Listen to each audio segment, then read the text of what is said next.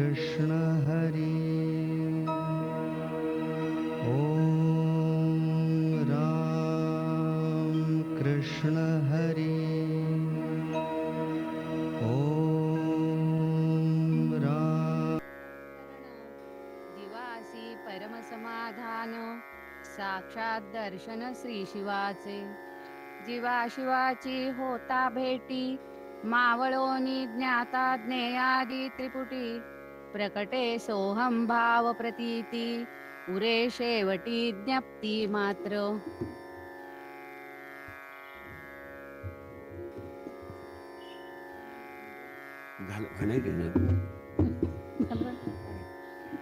स्वामी स्वरूपानंद वंदन नमितो परब्रह्म श्री स्वामीन महान संत महात्मा आदिनाथ सिद्ध पुरुष तो स्वरूपानंद परमात्मा चित्ती स्मरता वाचे वदता स्वामी स्वरूपानंद आनंदाच्या उसळती लाटा होई परमानंद परमदयाळा परमकृपाळा परमशांत स्नेहाळा प्रियंवद कुळी अवतरे पावसी कैवल्य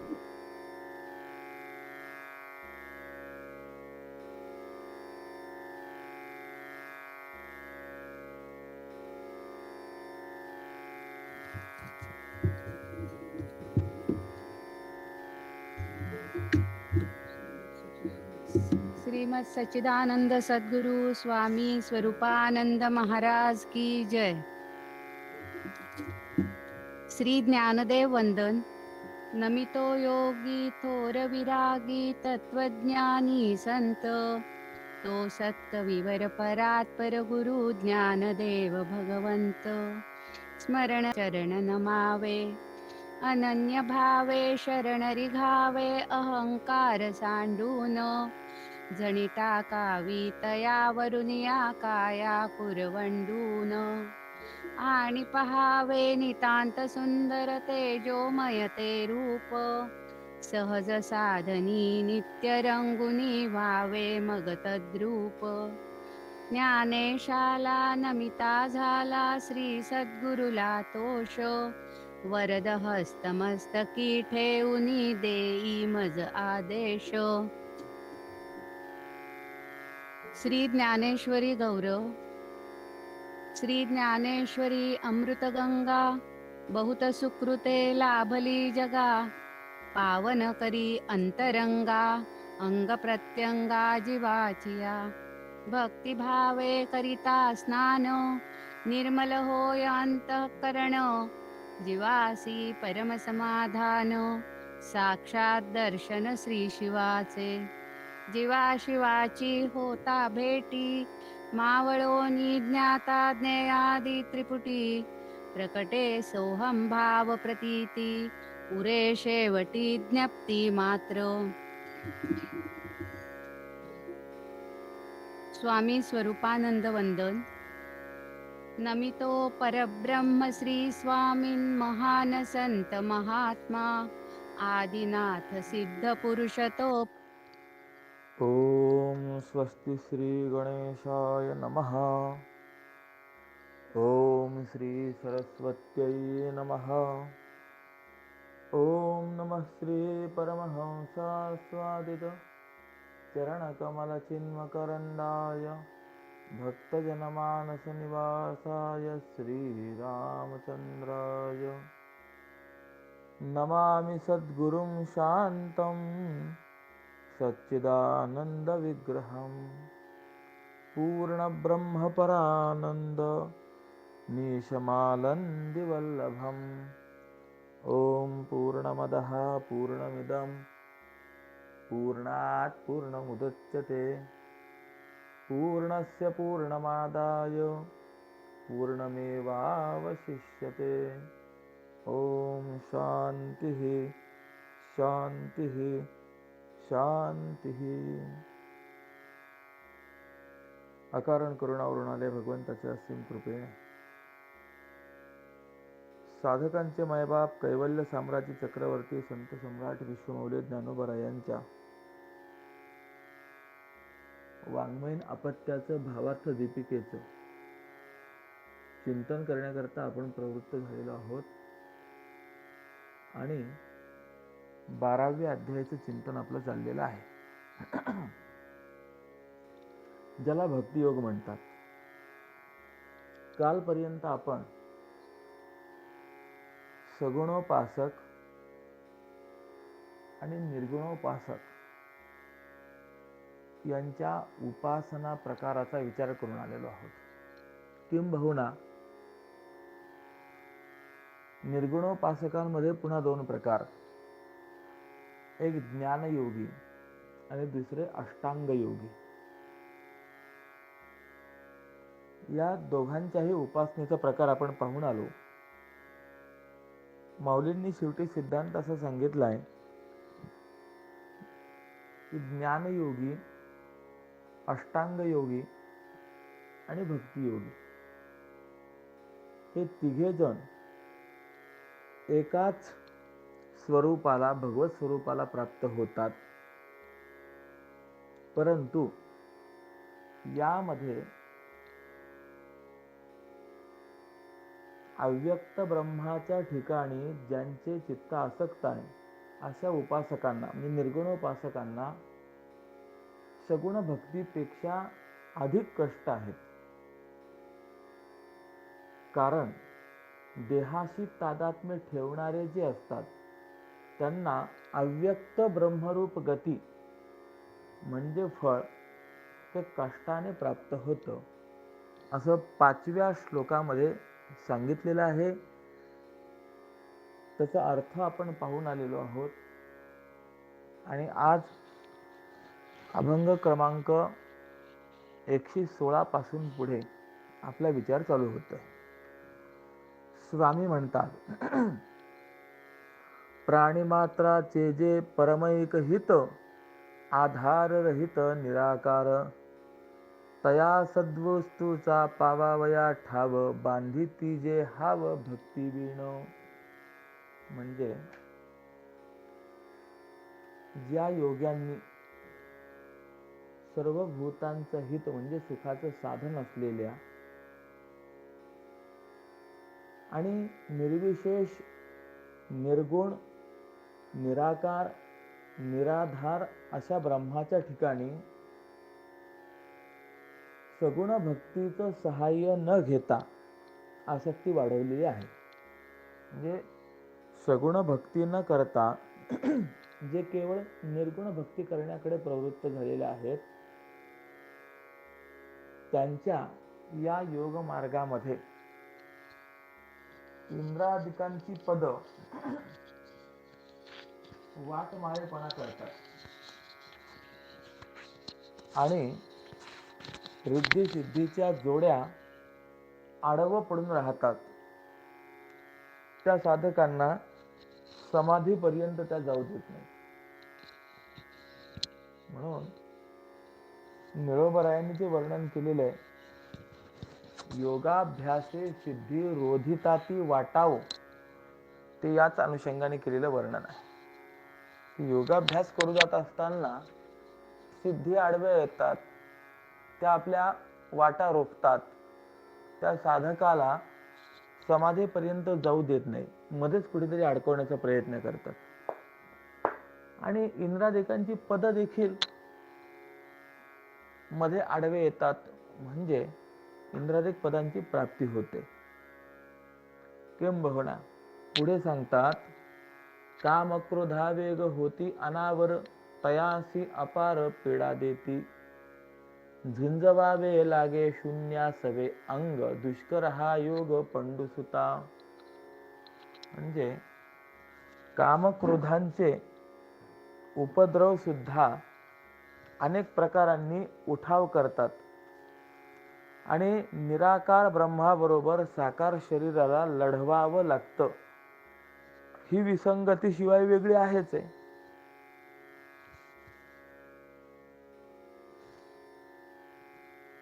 चिंतन असं दिलंय, करिता तपे काम क्रोध खवळती. तपाचरण केलं असताना काम क्रोध जे आहेत हे अधिक वाढतात, म्हणजे ते आडवे येतात. महाभारतामध्ये या संबंधामध्ये चिंतन आलेलं आहे. एक ऋषी यांनी 12 वर्ष तीर्थयात्रा केली, तपश्चर्या वगैरे केली, आणि यामुळे त्यांना अशी सिद्धी प्राप्त झाली. स्नान केल्यानंतर वस्त्र वाळवावं लागत नसे. ते अंगावर वस्त्र घेऊन चालायला लागले की वस्त्र आपोआप वरती उडत आणि वाळून यांच्याकडे येत असे. आणि यामुळे त्यांना त्या आपल्याला प्राप्त झालेल्या सिद्धीचा अभिमान निर्माण झाला. पुढे एक ठिकाणी गेले असताना एका पतिव्रतेच्या दारात उभे राहिले. ओम भवती भिक्षांदेही, मला भिक्षा द्या. परंतु ती पतिव्रता पतिसेवा करत होती आणि त्यामुळे तिला येण्याकरता उशीर झाला. आल्यानंतर यांनी तिच्याकडे थोडंसं रागाने पाहिलं तर एकदम पतिव्रता बोलले, महाराज, माझ्याकडे रागाने पाहून काहीही होणार नाही. तुमच्या रागाने जळून भस्म होण्याकरता मी काही ती बगळी नाही. म्हणजे एकदा असं झालं होतं की रस्त्याने चालत असताना वर्ण एक बगळी उडत जात होते आणि तिने उडता उडता विष्ठा केली. ती विष्ठा सहज या महात्म्याच्या शरीरावर पडली आणि म्हणून याने वर पाहताच ती बगळी जळून भस्मसात झाली होती. पण महात्मा तर चपापलाच की अरे बापरे, हे कुठेतरी दूर देशामध्ये घडलेलं घरात बसून हिला कसं कळालं माझ्या संबंधातलं. मग पुढे सगळी ती कथा आहे, तो विस्तार मला करायचा नाहीये. पण सांगण्याचं तात्पर्य, तपश्चर्या, तीर्थाटन इत्यादी केल्याने काम क्रोध यांचे उपद्रवच अनेक प्रकारांनी उठाव करतात. बर, आणि निराकार ब्रह्माबरोबर साकार शरीराला लढवावं लागतं, ही वेगळी विसंगती आहेच की नाही. किंवा भागवावे भूक भुके ते गिळून द्यावे तृषा पाण तृषे लागे, किंवा हात वावा घालोणी संतत बैसावे मापित वायू लागी. या योग मार्गामध्ये काय काय सहन करावं लागतं सांगतात. आहार विहारांचे नियम असल्यामुळे योगाभ्यास करत असताना तहान भूक लागली तर आसन प्राणायाम इत्यादी सोडून पाणी पिता येत नाही. स्वैरपणे पाणी पिता येत नाही आणि जेवता येत नाही.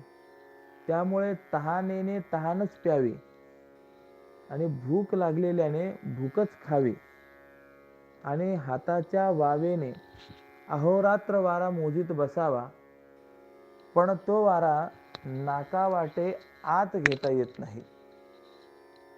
अशी विकट साधना या योग साधनेमध्ये करावी लागते.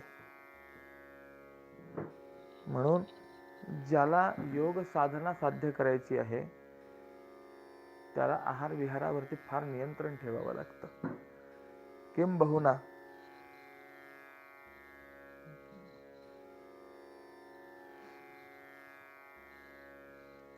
चिंतन करताना असं दिलेलं आहे, अष्टौकरा सा मुने प्रोक्ता, की जो मुनी आहे त्याने किती अन्न सेवन करावं, तर एक ठिकाणी दिलेलं आहे फक्त 8च घास त्याने अन्न सेवन करायचं.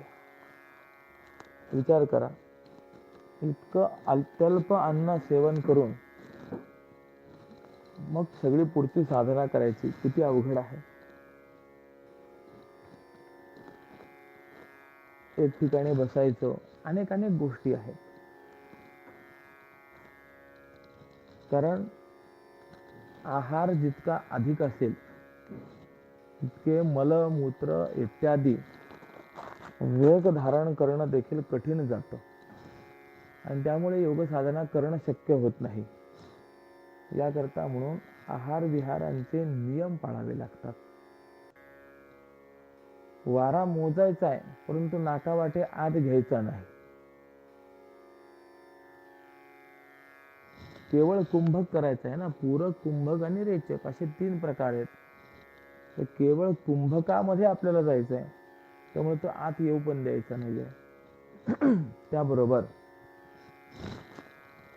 पुढे सांगतात, जेथे जागेपण हीच निद्रा होय, विहार इंद्रिय निरोधाचा, वृक्षवेली संगे करावे संवाद, मानोनी सुहृद तया लागी. म्हणजे उन्निद्रा ज्या अवस्थेत आहे, म्हणजे ज्या अवस्थेत निद्रा उडून गेलेली आहे, नाहीशी झालेली आहे, अशी जागृत अवस्था हेच त्याचं झोपणं आहे. आपल्याला 2 तास झोप जर कमी झाली तर कशी विकट अवस्था होते, परंतु याला झोप नाही. आणि चित्ताचा निरोध करणं हाच त्याचा विषय विलास करणं आहे. आणि झाडांशी स्वैर बोलणं म्हणजे एकांतवासी असणं हेच त्याचं मित्राशी मित्रत्व करणं आहे. किंबहुना जगद्गुरु श्री तुकोबारायांनी या संदर्भामध्ये म्हटलंय, काळ सारावा चिंतने, एकांतवासी गंगा स्नाने, देवाच्या पूजने, प्रदक्षिणात तुळशीच्या. एकांतवासामध्ये राहणं म्हणजे तेच त्याचं लोकव्यवहारामध्ये वावरणं आहे. किंवा अरण्यामध्ये एकांतात थंडी जर वाजू लागली तर त्याने थंडीच नेसावी. उघड्या अंगाला ऊन लागत असेल तर ऊनच पांघरावं. पाऊस पडत असेल तर पावसाच्याच घरात राहावं. परंतु वस्त्र, प्रावरण, घरदार यांचा परिग्रह त्या अष्टांग योग्याला करता येत नाही. किंबहुना अर्जुना अधिक काय सांगावं, तर सती जाताना पतिव्रतेला पतीच्या प्रेतासह एकदाच अग्नीमध्ये प्रवेश करावा लागतो. पण इथे तर पती वाचून नित्य नवा अग्नी प्रवेश करावा लागतो. आणि असा हा अत्यंत कठीण योग आहे. किंबहुना पुढे सांगतात, राजनिष्ठ सैनिकाला लढताना मरण आलं तर कीर्ती आणि स्वर्ग मिळतो. जमीन, घर इत्यादी मिळकतीच्या वादात, या वादाच्या प्रकरणात वडील, आजोबा, पणजोबा अशी 3 पिढ्यांपासून शत्रुत्व निर्माण होतं. आणि त्या शत्रूशी पणजोबा, आजोबा, वडिलांच्या पश्चातही मुलाला भांडावं लागतं. कदाचित ते भांडण विकोपास गेले तर त्या शत्रूकडून प्राणनाश होण्याचीही शक्यता असते. पण पैतृक धनाच्या निमित्ताने त्याला मरण आले तर बिचारा फुकट मेला नाही असं तरी लोक म्हणतात. पण या योग मार्गामध्ये मरणाकरता वडिलोपार्जित धन सोडवून घेण्याचं निमित्त देखील नसतं, तर फुकट आणि प्रत्यक्ष मरणाशीच नित्य नव युद्ध चालू असतं. म्हणजे इतर ठिकाणचं जे मरण आहे तर यामध्ये काहीतरी लाभ तरी आहे असं म्हटलं जातं, परंतु याच्यामध्ये विनाकारणच मेला असं म्हटलं जातं ना. येथे तैसे काही जरी नसे काज, तरी नित्य झुंज काळा संग. इथे तसं काही काम जरी नसेल तरी देखील सदा सर्व काळ त्या मृत्यूबरोबर नित्य झुंजावं लागतं ना, नित्य नवयुद्ध. आणि ऐसे मृत्यू होणं साधन हे तीक्ष्ण, धनंजया जाण कष्टदायी. अर्जुना, याप्रमाणे हा योग जणू खाण्यासाठी मृत्यूपेक्षा तिखट किंवा पिण्यासाठी कढत विषच किंवा गिळण्यासाठी डोंगर अशा स्वरूपाचा आहे. आणि मग असं जर असेल की तिखटापेक्षा मृत्यूपेक्षा तिखट एक, पिण्याकरता कढत विष किंवा गिळण्याकरता डोंगर, तर मग अशा परिस्थितीमध्ये मुख फाटणार नाही काय? फाटल्या वाचून राहील का तोंड, पर्वत प्रचंड गिळू जाता. निश्चितच फाटेल ना. म्हणून हे अर्जुना, या योग मार्गाने जे अव्यक्ताकडे जाण्याकरता निघाले त्यांच्या वाट्याला दुःखाचाच भाग आला असं समजावं. कसा? तर याकरता उदाहरण देतात. पाहे बोथऱ्यासी लोखंडाचे चणे, भाग पडे खाणे जे वेळी, ते वेळी तेणे काय भरे पोट, नव्हे का प्राणांत तयाचा तो. म्हणजे फुटाने जर आपण पाहिलं चणे, तर यामध्ये दोन प्रकार असतात. काही एकदम कडक चणे असतात, त्याला लोखंडी चणे असं म्हटलं जातं. ते लोखंडी चणे जे आहेत, किंवा लोखंडी नाही, त्याला दगडी फुटाणे म्हणतात, दगडी चणे म्हणतात. असे दगडी चणे एखाद्या चांगल्या दात असलेल्या माणसाला सुद्धा खाणं अवघड पडतं. मग आता विचार करा, एखादा बोचरा आहे, तोंडामध्ये एकही दात नाही, अशा माणसाला साधे चणे खाण्याचीच पंचायत. दगडी खाणे त्यापेक्षाही अधिक कठीण. आणि अशा व्यक्तीला जर लोखंडाचे चणे खाण्याचा प्रसंग पडला, म्हणजे साध्या चण्यापेक्षा दगडी चणे अधिक टणक, आणि इथे तर दगडी चणे पण नाही, इथे थेट लोखंडाचे चणे. मग लोखंडाचे चणे खाण्याचा जेव्हा केव्हा प्रसंग पडला, तर त्या वेळेला त्याचं ते पोट भरणं आहे का मरण आहे, कोणतं बरोबर आहे हे कळतच नाही. म्हणजे त्याचं पोट भरेल का लोखंडी चण्यांनी? अरे, लोखंडी चणा चावायचा म्हटलं की त्याला मरणच प्राप्त होणार आहे. तर जसं आहे. किंवा अजून उदाहरण देतात, बाहूने समुद्र तरुण जाणं कधीतरी शक्य आहे काय? पोहत पोहत समुद्र तरुण गेलो असं शक्य आहे का? नाही. किंवा आकाशामध्ये पायाने वर चढणं हे कधीतरी शक्य आहे काय? किंवा घनघोर युद्धाच्या गर्दीत प्रवेश केल्यानंतर अंगावर काठीचा देखील घाव न लागता सुरक्षित राहणं हे कधीतरी शक्य आहे काय? आपण पूर्वीचे वीर योद्धे जर पाहिले, तर युद्धातनं परत आल्यानंतर त्यांच्या शरीरावरती अनेक प्रकारचे घाव झालेले असत. राजस्थानमध्ये महाराणा प्रताप म्हणून मोठं व्यक्तिमत्व होऊन गेलं, तर त्यांचे आजोबा राणा सांगा यांच्या शरीरावरती युद्धातील वाराचे 80 घाव होते असं चिंतन इतिहासामध्ये पाहायला मिळतं. युद्धात गेल्यानंतर काठीचा पण घाव अंगावर लागणार नाही, असं तो सुरक्षित राहू शकेल का? नाही. कुठून ना कुठून घाव बसल्याशिवाय राहणार नाही. किंवा सूर्याची पायरी कधी होईल का? हे जसं शक्य नाहीये. जेवढे आपण आता हे दृष्टांत पाहिले, की बोचऱ्या माणसाने लोखंडाचे चणे खाणं शक्य नाही, बाहूने समुद्र तरुण जाणं शक्य नाही, आकाशामध्ये पायाने वर चढणं शक्य नाही, युद्धात जाऊनही वार न लागता सुरक्षित राहणं शक्य नाही, सूर्याची पायरी करणं शक्य नाही, एखाद्या पांगळ्याने वायूशी स्पर्धा करणं शक्य नाही.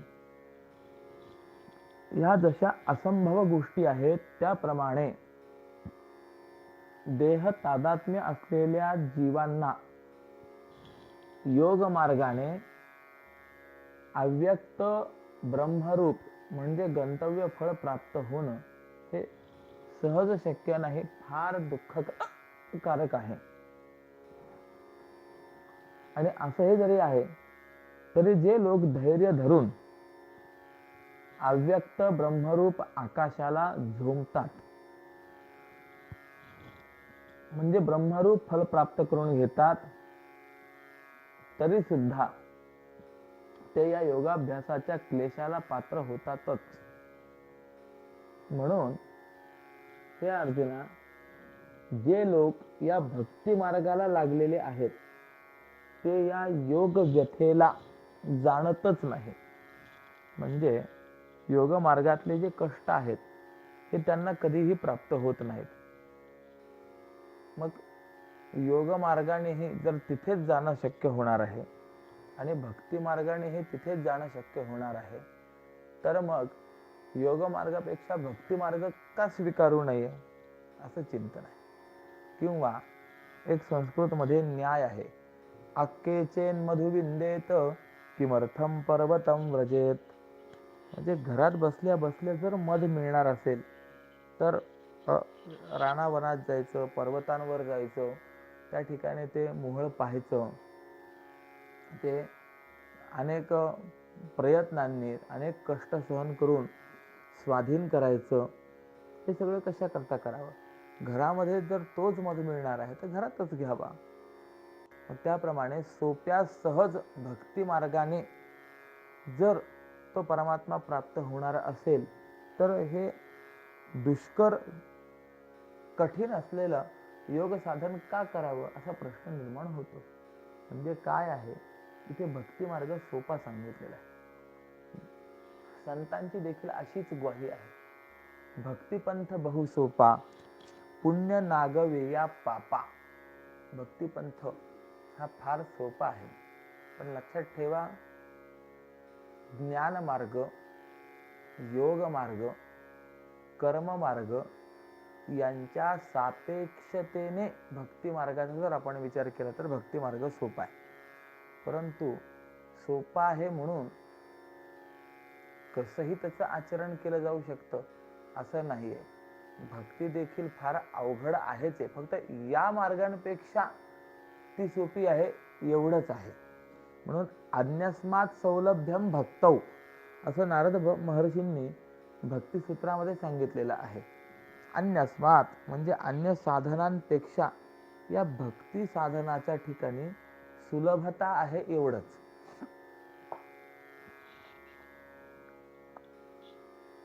श्रवण ही पहिली भक्ती. आपण विचार करा, श्रवण करणं तरी सोपं आहे काय हो? आपण परियावधाने एकले दिजे या 9व्या अध्यायाच्या पहिल्या ओवीवरती व्याख्यान करत असताना सगळं पाहून आलेलो आहे की श्रवण किती अवघड आहे. सर्वेंद्रियाचं कान करून करून श्रवण करावं लागतं.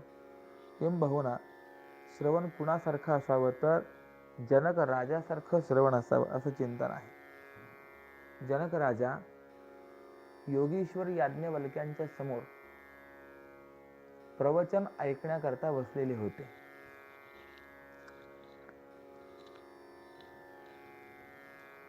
याज्ञवल्क्य महर्षींचे अन्यही काही शिष्य त्या ठिकाणी प्रवचन ऐकायला बसलेले होते. आता यामध्ये जनक राजा कसा विशिष्ट आहे आणि जनक राजावरती याज्ञवल्क्यांचं विशेष प्रेम का आहे हे आपल्या शिष्यांना दाखवण्याकरता.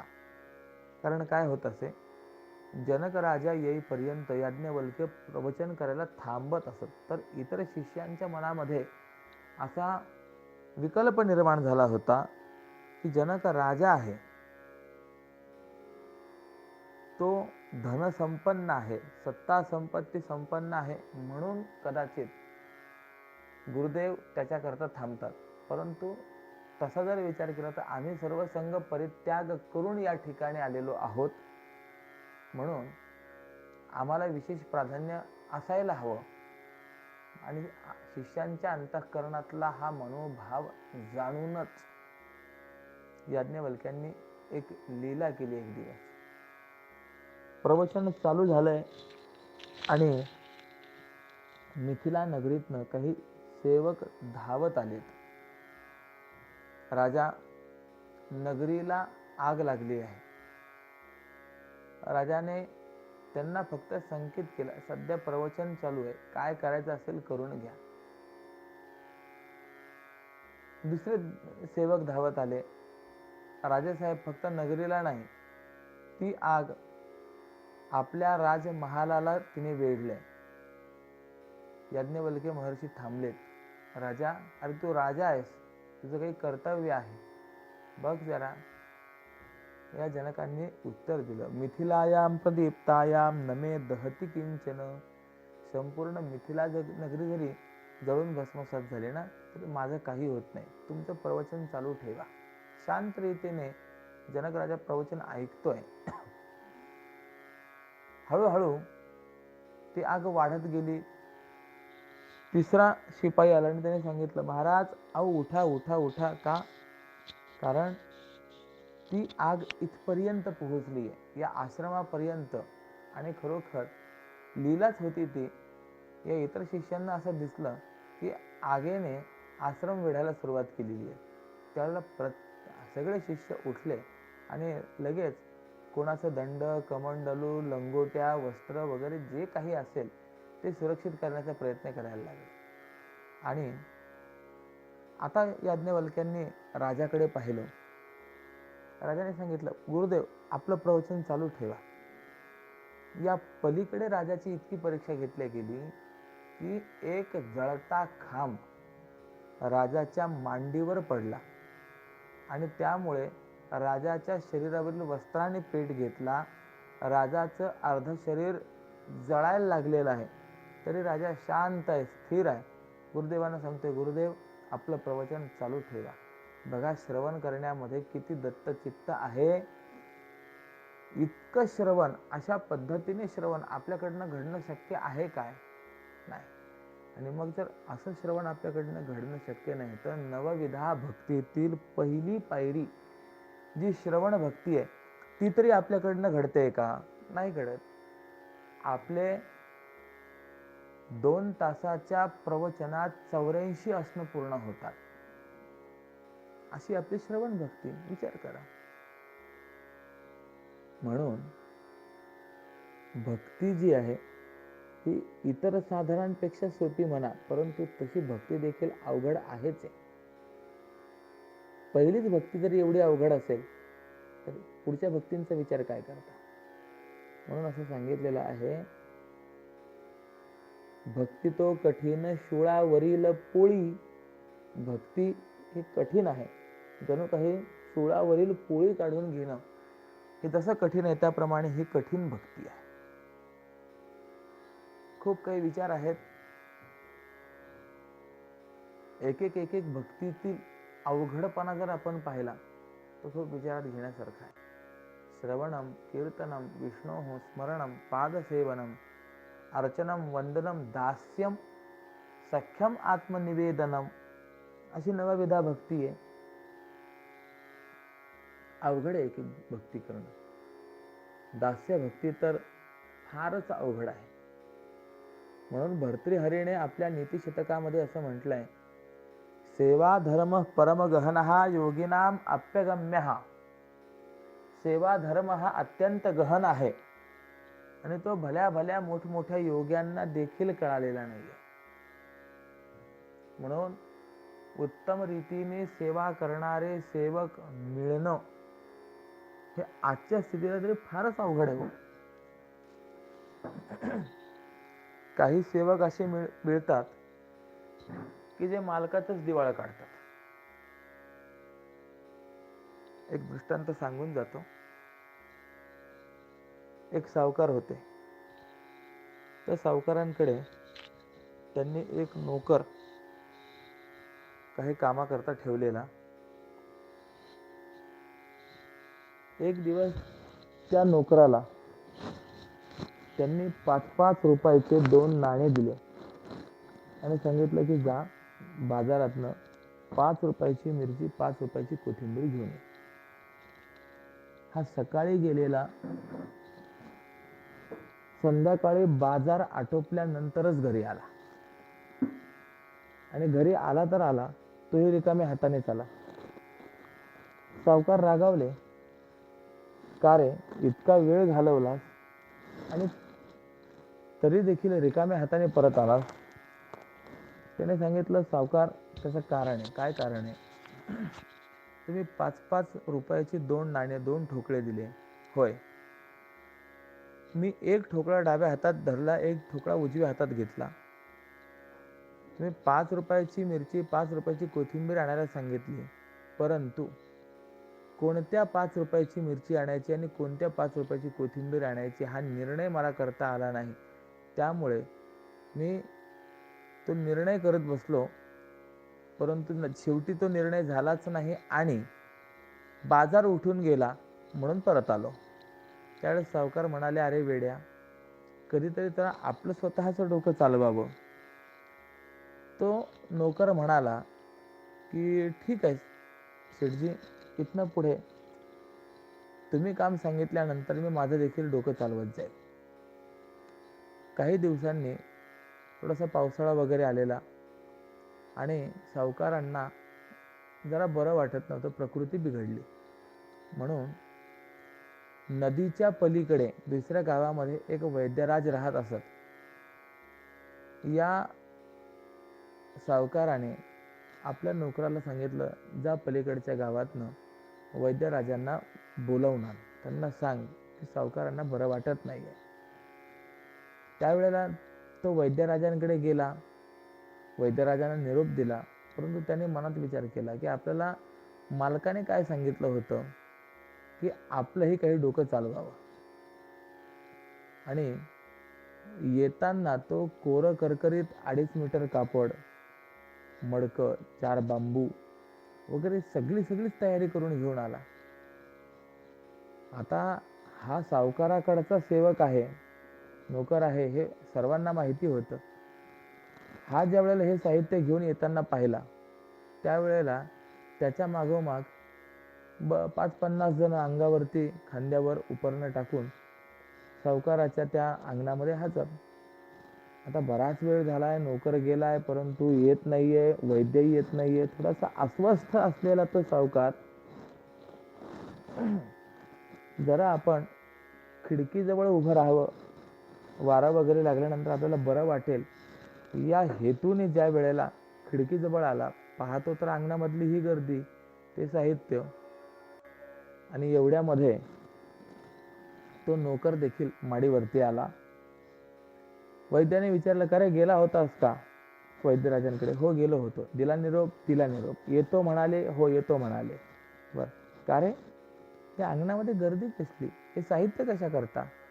तो नोकर म्हणाला, मालक तुम्ही मला मागे सांगितलं होतं की नाही, जरा स्वतःचं थोडंसं डोकं चालवावं. आज मी डोकं चालवलंय म्हणे, तुमच्या म्हणण्याप्रमाणे चालवलंय. म्हणजे मी असा विचार केला, वैद्यराजाकडे आपण गेलो, त्यांना सांगितलं वैद्यराज येणार, तुम्हाला औषधोपचार करणार, परंतु जर औषधोपचार लागू पडले नाही तर शेवटी घटना तर घडणारच आहे तुमची. आणि जर अशी अचानक घटना घडली तर पावसाळ्याचे दिवस आहेत, नदी मध्ये आहे, शेवटी धावपळ कुणाला करावी लागेल? मलाच धावपळ करावी लागेल ना. मग यापेक्षा ऐन वेळेवर धावपळ करण्याच्या ऐवजी तयारी असावी, म्हणून मी माझं डोकं चालवलं, येताना साहित्य घेऊन आलो. मला विचारायचंय, असं ऐकल्यानंतर त्या मालकाला काय वाटत असेल? त्या सेवकाविषयी, नोकराविषयी फार अभिमान वाटत असेल काय? नाही. मग असा जो मालक नोकर असेल, तर या नोकराला उत्तम प्रकारचा दास म्हणता येईल काय? म्हणता येत नाही. अवघड आहे. सेवा करणं देखील फार अवघड आहे. एक एक भक्ती अवघड आहे. म्हणजे आपण चिंतन करून आलोय की जे भक्तीच्या मार्गाने जातात त्यांना हे कोणतेही कष्ट पडत नाहीत, म्हणजे भक्ती मार्ग सोपा आहे. परंतु भक्ती मार्ग सोपा सांगत असताना तो तरी सोपा आहे का खरोखर? तर तो देखील सोपा नाही असाच आपण विचार करत आहोत. भगवान म्हणतात की इतर साधनांपेक्षा भक्ती मार्ग सोपा. म्हणून 6व्या श्लोकात सांगतात, येतु सर्वाणि कर्माणि मयि सन्न्यस्य मत्पराः अनन्येनैव योगेन मां ध्यायन्त उपासते. म्हणजे निर्गुण अव्यक्तोपासकांपेक्षा भक्तांचं वैशिष्ट्य विशेष आहे. जे भक्त सर्व वर्णाश्रम विहित कर्म माझ्या ठिकाणी अर्पण करून माझ्या ठिकाणी तत्पर असतात आणि अव्यभिचारी भक्ती योगाने माझं ध्यान करीत उपासना करतात अशांचा मृत्यू संसार रूपी सागरातून उद्धार करणारा मी स्वतः आहे, अशी पुढची प्रतिज्ञा आहे. म्हणजे वाक्य पूर्ण व्हावं याकरता म्हणून मी पुढचा भाव सांगून आलो. यावरती व्याख्यान करताना स्वामी म्हणतात, आपल्या वाटास स्ववर्णानुसार कर्मे जी साचार आली येथे, ती ती पुरेपूर आचरती वीरा कर्मेंद्रियद्वारा आनंदाने. म्हणजे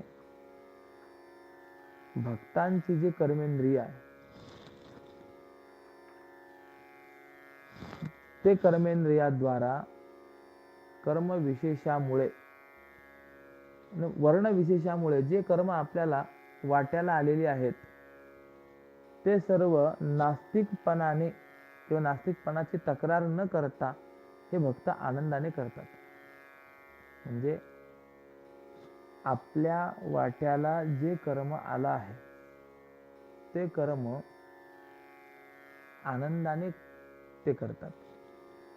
म्हणून सावतामाळी शेती करतात, गोरोबा काका गडगे माडके बनवतात, नरहरी सोनार अलंकार बनवतात, सज्जन कसाई मांस विकतात. प्रत्येक जण आपण ज्या जातीत जन्माला आलो, जो वर्ण आपल्याला प्राप्त झाला त्यानुसारे आपापलं काम कोणत्याही प्रकारची तक्रार न करता आणि अभिलाषा न ठेवता कर्तव्य कर्म म्हणून ते करत असतात. म्हणून वेदाने जे कर म्हणून सांगितलेलं आहे त्या विधीला सांभाळत आणि जे नको म्हणून सांगितलं आहे त्या निषेधाला दूर करत ते सर्व कर्म मला अर्पण करून कर्माची फळं जाळीत भक्ती मार्गाने जगतात. असं निषिद्ध कर्माचा त्याग करतात, विधी कर्म करून ते कर्म भगवंताला समर्पण करतात आणि यामुळे कर्माची फळे जळून भस्मसात होतात. अशा प्रकारे ते भक्ती मार्गाने जातात. आणि याप्रमाणे अर्जुना सर्व कर्म माझ्या ठिकाणी अर्पण करून जणू ती आपल्याकडून घडलीच नाहीत असं करतात. बरं, आणखी जे जे कायिक वाचिक मानसिक किंवा लौकिक कर्म आहेत त्यांना सुद्धा माझ्या वाचून दुसरीकडे धाव नसते. ते सर्व कर्म केवळ भगवत अर्पण बुद्धीनेच होतात. आणि मग असे जे माझ्या ठिकाणी सेवा तत्पर झाले आहेत ते माझी ध्यानपूर्वक अखंड उपासना करतात आणि त्या ध्यानाच्या निमित्ताने ते भक्त माझं राहण्याचं घरच झालेले असतात. ज्यांच्या आवडीने माझ्याशी सुखाचा व्यवहार केला आहे, ज्यांना सुखाचा धंदा करण्यासाठी मलाच वहिवाटदार केला आहे. कारण भोग हे कुळविनाशी व दुःखरूप असल्यामुळे अत्यंत दीन दरिद्री आणि मोक्ष हे कुळ सुखाचा व्यवहार करण्याला अयोग्य म्हणून दोन्ही कुळ ज्यांनी गरीब करून टाकलेली आहेत किंवा दोन्ही गरीब कुळ ज्यांनी टाकून दिलेली आहेत. भोग कुळही नाही आणि मोक्ष कुळही नाही, या दोन्ही कुळांचा ज्यांनी त्याग केला. भोग मोक्ष बापुडे लेखून तया डावलून दिले ज्यांनी. भोग आणि मोक्ष दोन्ही अल्प आहेत असं म्हणून ज्यांनी त्यांना डावलून दिलेलं आहे. आणि याप्रमाणे जे भक्त अव्यभिचारी भक्ती योगाच्या द्वारा प्राणाने मनाने आणि शरीराने मला विकले आहेत त्यांचं काय मी एक करत नाही, म्हणजेच त्यांचं सर्व काही करतो असा भाव आहे. थोडक्यात भाव असा आहे, सारांश असा आहे की ज्ञानयोगी अष्टांग योगी यांना जे फळ प्राप्त होतं तेच फळ कष्टा वाचून भक्ती योग्याला देव स्वतःच देतो. म्हणून भक्ती योगी हा वरील दोघांपेक्षाही म्हणजे अष्टांग योगी आणि ज्ञानयोगी यांच्यापेक्षाही श्रेष्ठ आहे.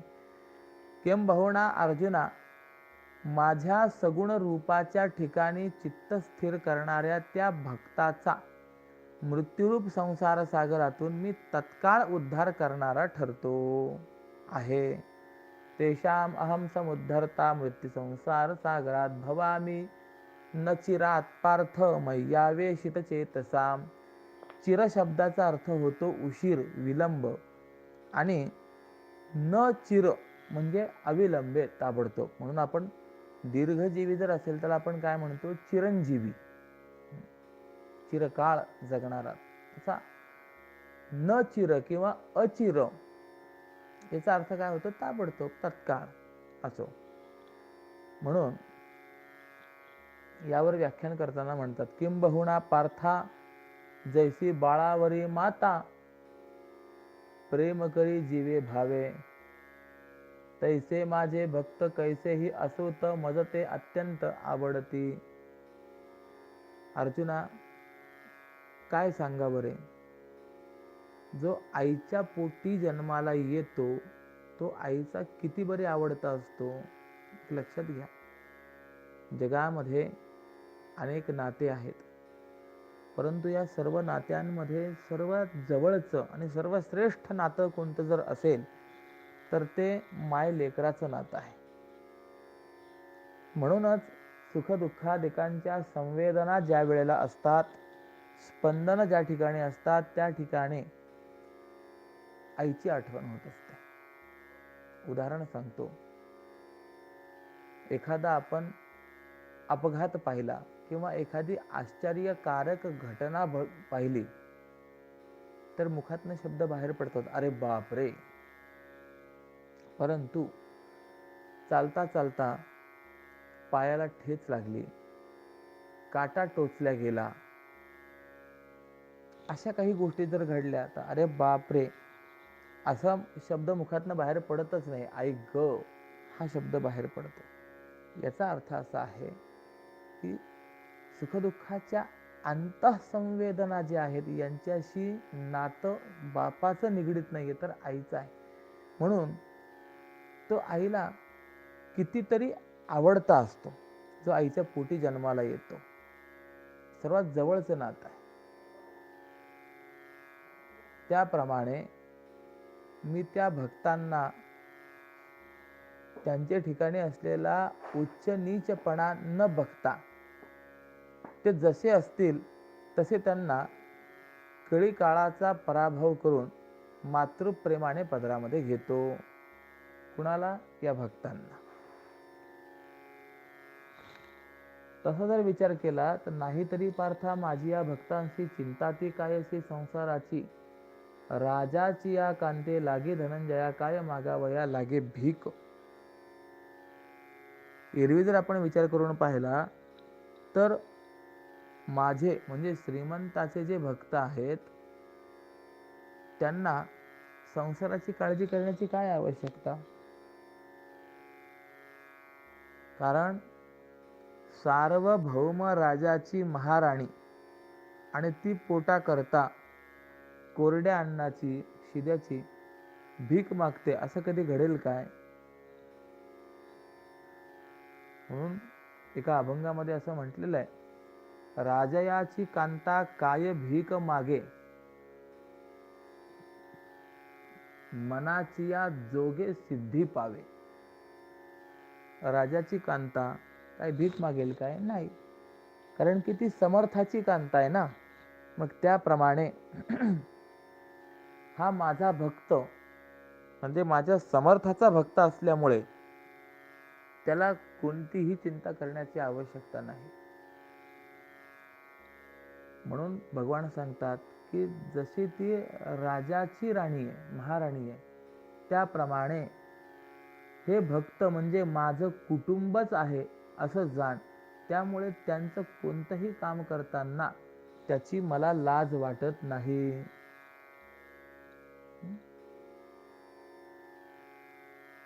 तैसे भक्त माझे प्रेम पात्र साचे लाजे ना तयांचे करायासी. प्रेम पात्र या शब्दाचा अर्थ लाडके असा केलेला आहे, परंतु मूळ ज्ञानेश्वरीमध्ये माऊलींनी मात्र हे भक्त म्हणजे माझं कलत्र म्हणजे कुटुंब आहे असंच म्हटलेलं आहे. आणि त्यामुळे जसं पत्नीचं करण्याकरता पतीला लाज नाही, त्याप्रमाणे या भक्तांचं कोणतंही काम करताना मला त्याची लाज नाही असं भगवान स्पष्ट रीतीने सांगतात. जन्म मरणाच्या लाटेत हे जग गटांगळा खात आहे ते पाहून माझ्या मनामध्ये असे विचार निर्माण झाले. भगवान म्हणतात की भवसागराच्या खवळण्याने कुणाला भय वाटत नाही. मग तिथे माझे भक्त जरी असले तरी ते सुद्धा निश्चित घाबरतीलच ना. आणि म्हणून अर्जुना, मी राम कृष्णादी सगुण रूपांचा समुदाय करून मी त्या भक्तांच्या गावाला वैकुंठाहून धावत आलो आणि हजारो संख्येच्याही वर भरतील इतक्या माझ्या नामांच्या नावा आहेत आणि या संसार सागरात मी त्या सज्ज ठेवून भक्तांना तारण्याकरता मी नावाडी झालो आहे, हे लक्षात घे. म्हणजे विष्णू सहस्रनाम वगैरे आहे की नाही, तर भगवान म्हणतात की त्यातील एक एक नाम म्हणजे भवसागरावरनं तरुण जाण्याकरता असलेली जणू काही एक एक नौकाच आहे. आणि या नावेत बसायचं आहे संसार सागरावरून तरुण जाण्याकरता, परंतु नाव वल्हवणारा चालवणारा कोणी पाहिजे की नाही. भगवान म्हणतात अरे तो नाव चालवणारा देखील मीच आहे. भगवंताचं नाम म्हणजे नाव आणि भगवान म्हणजे नावाडी. अर्जुना असा आहे, ज्याप्रमाणे पोहून जायचं म्हटलं तर कष्ट आहे, परंतु नावेत बसून जायचं म्हटल्यानंतर काही कष्ट आहेत का? नाही. परमात्मा नावाडी आहे. तुका म्हणे संती दावी येला तारू कृपेचा सागरू पांडुरंग. तारू शब्दाचा अर्थ नावाडी आहे. तारू भला पांडुरंग पाव भिजो निधी अंग असं चिंतन आहे की हा परमात्मा पंढरीनाथ फार चांगला नावाडी आहे. हात पाय काहीही भिजू देत नाही, पाण्याचा स्पर्श देखील होऊ देत नाही.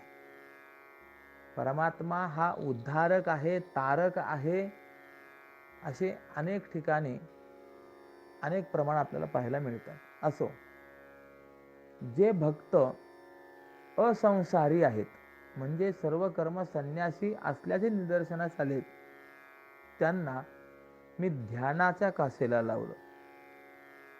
म्हणजे त्यांना अष्टांग योगाच्या माध्यमाकडे मी वळवलं. आणि जे संसारी आहेत म्हणजे गृहस्थाश्रमी आहेत त्यांना मी या नामरूपी नावेवर चढवलं. म्हणजे ध्यान धारणा समाधी इत्यादीचं आचरण करून जो सर्व संग परित्याग करणारा महात्मा ज्या स्थितीला प्राप्त होतो त्याच स्थितीला संसारात राहून गृहस्थाश्रम करूनही केवळ नामचिंतनाने हा भक्त त्या अवस्थेला प्राप्त होतो. आणि म्हणूनच हरिपाठाच्या पहिल्याच अभंगामध्ये माऊली बोलून आलेत, असोनी संसारी जिव्हे वेगू करी वेदशास्त्र उभारी बाह्य सदा. म्हणजे संसारात असूनही जिव्हे वेगू करी, जिव्हेने मात्र वेग कर, नामस्मरण हे अखंडित आणि सदोदित केलं पाहिजे. आणि असं जर झालं तर तेने मुक्तिचारी साधी येले आहेच आहे. असो, कित्येक पतित अनाश्रमी जे आहेत त्यांच्या पोटाला केवळ भक्तिप्रेमाची पेटी म्हणजे भोपळ्याची सांगड बांधली आणि मग त्यांना सायुज्य मोक्षाच्या तीराला मी आणलंय. बरेच असे आहेत की पतित आहेत. आता मनुष्य पतित का होतो, पतिताचं लक्षण काय आहे, हे सगळं आता मी सांगत नाही. मग पतित या शब्दाचा अर्थ असा दिलेला आहे, स्वकर्म धर्म भ्रष्ट, त्याला पतित असं म्हटलेलं आहे. आणि जे अनाश्रमी आहेत, कोणत्याही एका विशिष्ट आश्रमाचा आचार पालन करणारे नाही आहेत, अशांना देखील भक्तिप्रेमाची पेटी भोपळ्याची सांगड मी त्यांच्या पोटाशी बांधली आणि त्यांना देखील मी सायुज्य मोक्षाच्या तीराला आणलेलं आहे. अरे, भक्ताच्या नावाने गजेंद्रासारखे चार पायाचे पशु जरी असले तरी कोणाचीही उपेक्षा न करता त्या सर्वांना वैकुंठाच्या राज्याचे मी अधिकारी केले. म्हणजे भक्त आहे असं जर असेल तर मग तो माणूसच असायला पाहिजे असं काही नाही. गजेंद्रासारखा पशु जरी असेल पण भक्त आहे ना, मग ठीक आहे, चला त्याला वैकुंठाला घेऊन चला, त्याला वैकुंठाचं राज्य मी देतो. म्हणून माझ्या भक्ताला संसाराची किंवा संसारातून उद्धरून जाण्याची यापैकी एकही काळजी नसते. संसाराची म्हणजे काय, आपला उदरनिर्वाह कसा चालेल याची काळजी करण्याची गरज नाही. परमात्मा बरोबर आणून देतोच, ती व्यवस्था करतो. आणि संसारातून उद्धरून जाण्याची देखील एकही काळजी त्याला करण्याची आवश्यकता नाही. म्हणजे संसार चालवण्याची नाही, संसारातून उद्धरून जाण्याची पण त्याला काळजी नसते. त्यांचा योग्य रीतीने उद्धार करणारा मी सर्व काळ तयारच असतो. आणि जेव्हा का त्या भक्तांनी आपली चित्तवृत्ती मला अर्पण केली तेव्हाच ते भक्त ज्या ज्या अधिकाराचे असतील त्यांच्या त्यांच्या योग्यतेप्रमाणे उद्धार करण्याच्या अभिनयात तसं नाट्य करण्याच्या कार्यामध्ये माझा प्रवेश असतो. म्हणून याकरता हे भक्तराया अर्जुना, तू माझा हा उपदेश रूपी मंत्र शिक आणि या भक्ती मार्गाची सेवा कर, म्हणजे या भक्तीचंच अनुष्ठान कर. म्हणून या पार्था भक्तिपंथे जावे, ध्यानी हे ठेवावे भक्तराजा. मग आता प्रश्न निर्माण होतो की ठीक आहे, भक्ती करा म्हणतो देवा, करतो, पण काही प्रकार तरी सांगशील की नाही. मग सांगतात, मय्येव मन आधत्स्व मयि बुद्धी निवेशय निवसिष्यसि मय्येव अत ऊर्ध्वन्न संशयः. म्हणजे माझ्या ठिकाणीच तू मन स्थिर कर, माझ्या ठिकाणीच बुद्धी ठेव आणि यापुढे तू माझ्या शुद्ध स्वरूपाच्या ठिकाणीच अभेदाने राहशील, यात संशय नाही. अखंडित माझ्या स्वरूपाच्या ठाई होऊनिया राहे मिरासी तू. मन आणि बुद्धी प्रेम भावे दोन्ही राहिली रिघोनी मज माझी. म्हणजे अरे वृत्तीसह हे एक मन आणि निश्चयासह ही एक बुद्धी, म्हणजे मन आणि बुद्धी दोन्ही माझ्या सगुण रूपाच्या ठिकाणी वतनदार करून ठेव. मिरासी शब्दाचा अर्थ वतनदार. तुझं मन आणि बुद्धी हे दोघं जोडीने प्रेमाला बरोबर घेऊन माझ्यामध्ये प्रविष्ट झाले तर तू मलाच प्राप्त होशील. कारण मन आणि बुद्धी या दोघांनी माझ्या ठिकाणी राहण्याचं घर केलं तर तूच सांग की मग मी श्रीकृष्ण आणि तू अर्जुन असं द्वैत उरेल का? नाही. कारण मन माझ्यात स्थिर झाल्याने द्वैताचा भ्रम जाईल आणि बुद्धी माझ्यामध्ये प्रविष्ट झाल्याने अद्वैताचा निश्चय होईल. म्हणून दिवा पदराने विझवला म्हणजे त्याबरोबरच प्रकाशही पण मालवतो, किंवा सूर्यास्त झाल्यानंतर त्या सूर्यबिंबाबरोबरच जसा प्रकाशही जातो, किंवा देहातून उत्क्रमण पावत असलेल्या प्राणाबरोबर इंद्रियही त्याच्या मागोमाग जाण्यास जशी निघतात, हे तीन दृष्टांत दिलेत.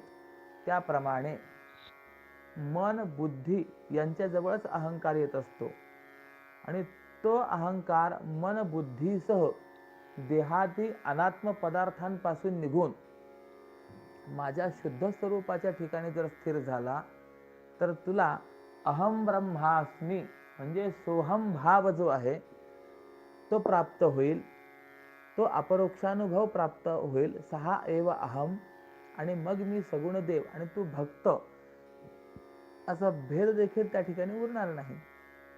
म्हणून माझ्या स्वरूपाच्या ठिकाणी मन आणि बुद्धी या दोन्ही गोष्टी ठेव.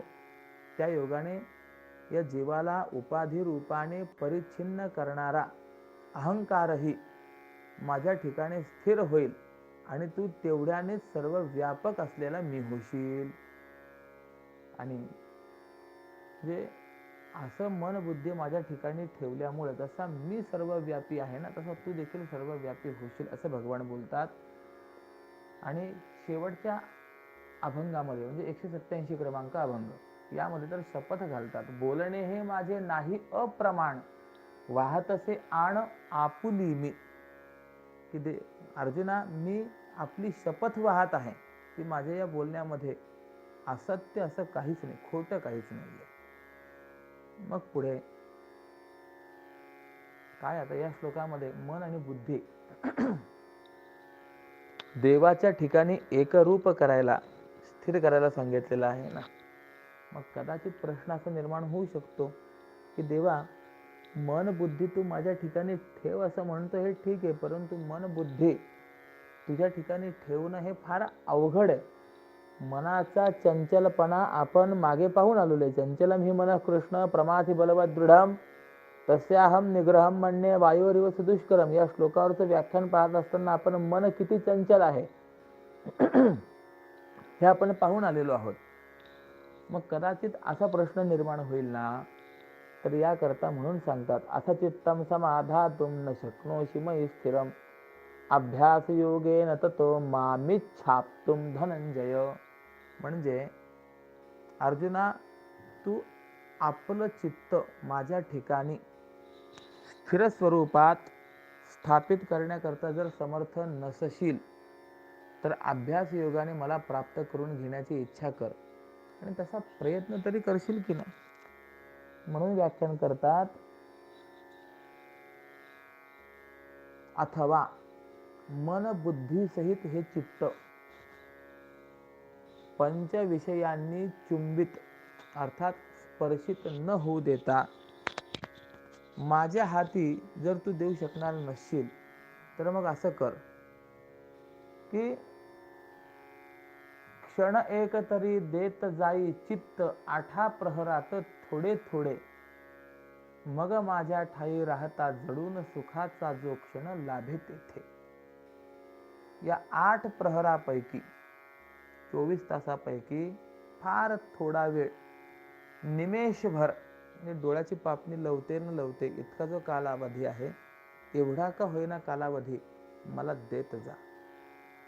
काय आहे, ज्या वेळेला अजिबातच प्रवृत्ती नसते त्या वेळेला प्रवृत्त करण्याकरता थोडं थोडं थोडं थोडं आपल्याला सांगावं लागतं. आणि एकदा का त्यामध्ये आवड निर्माण झाली, गोडी निर्माण झाली, की मग तो कालावधी वाढत जातो. प्रत्येक क्षेत्रामध्ये असंच आहे. पहिले सत्संग आवडतच नाही, परंतु जाऊन बसला, एखादा दृष्टांत ऐकायला मिळाला, बरं वाटलं की अरे वा, छान छान गोष्टी ऐकायला मिळतात.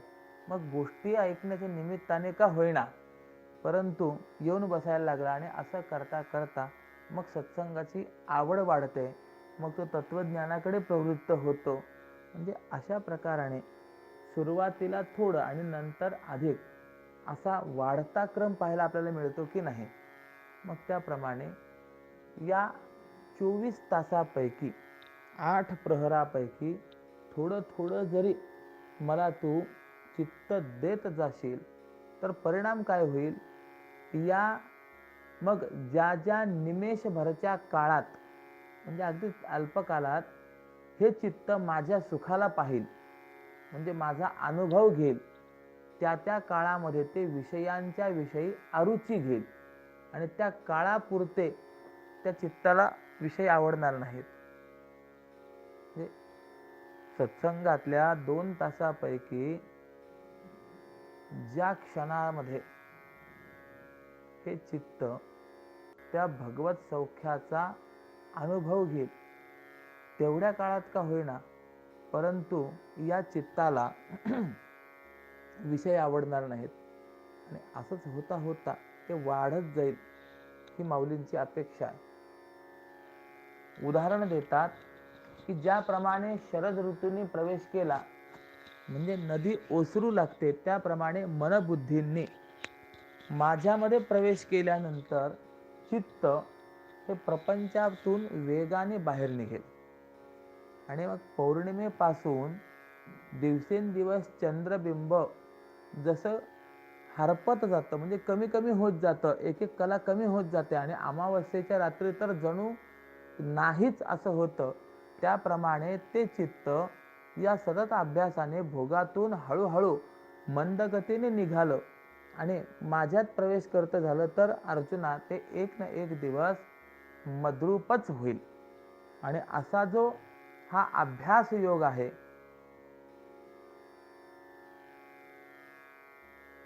या अभ्यास योगाने काय होणार नाही, असाध्य ते साध्य करिता सायास कारण अभ्यास तुका म्हणे, असं चिंतन आहे.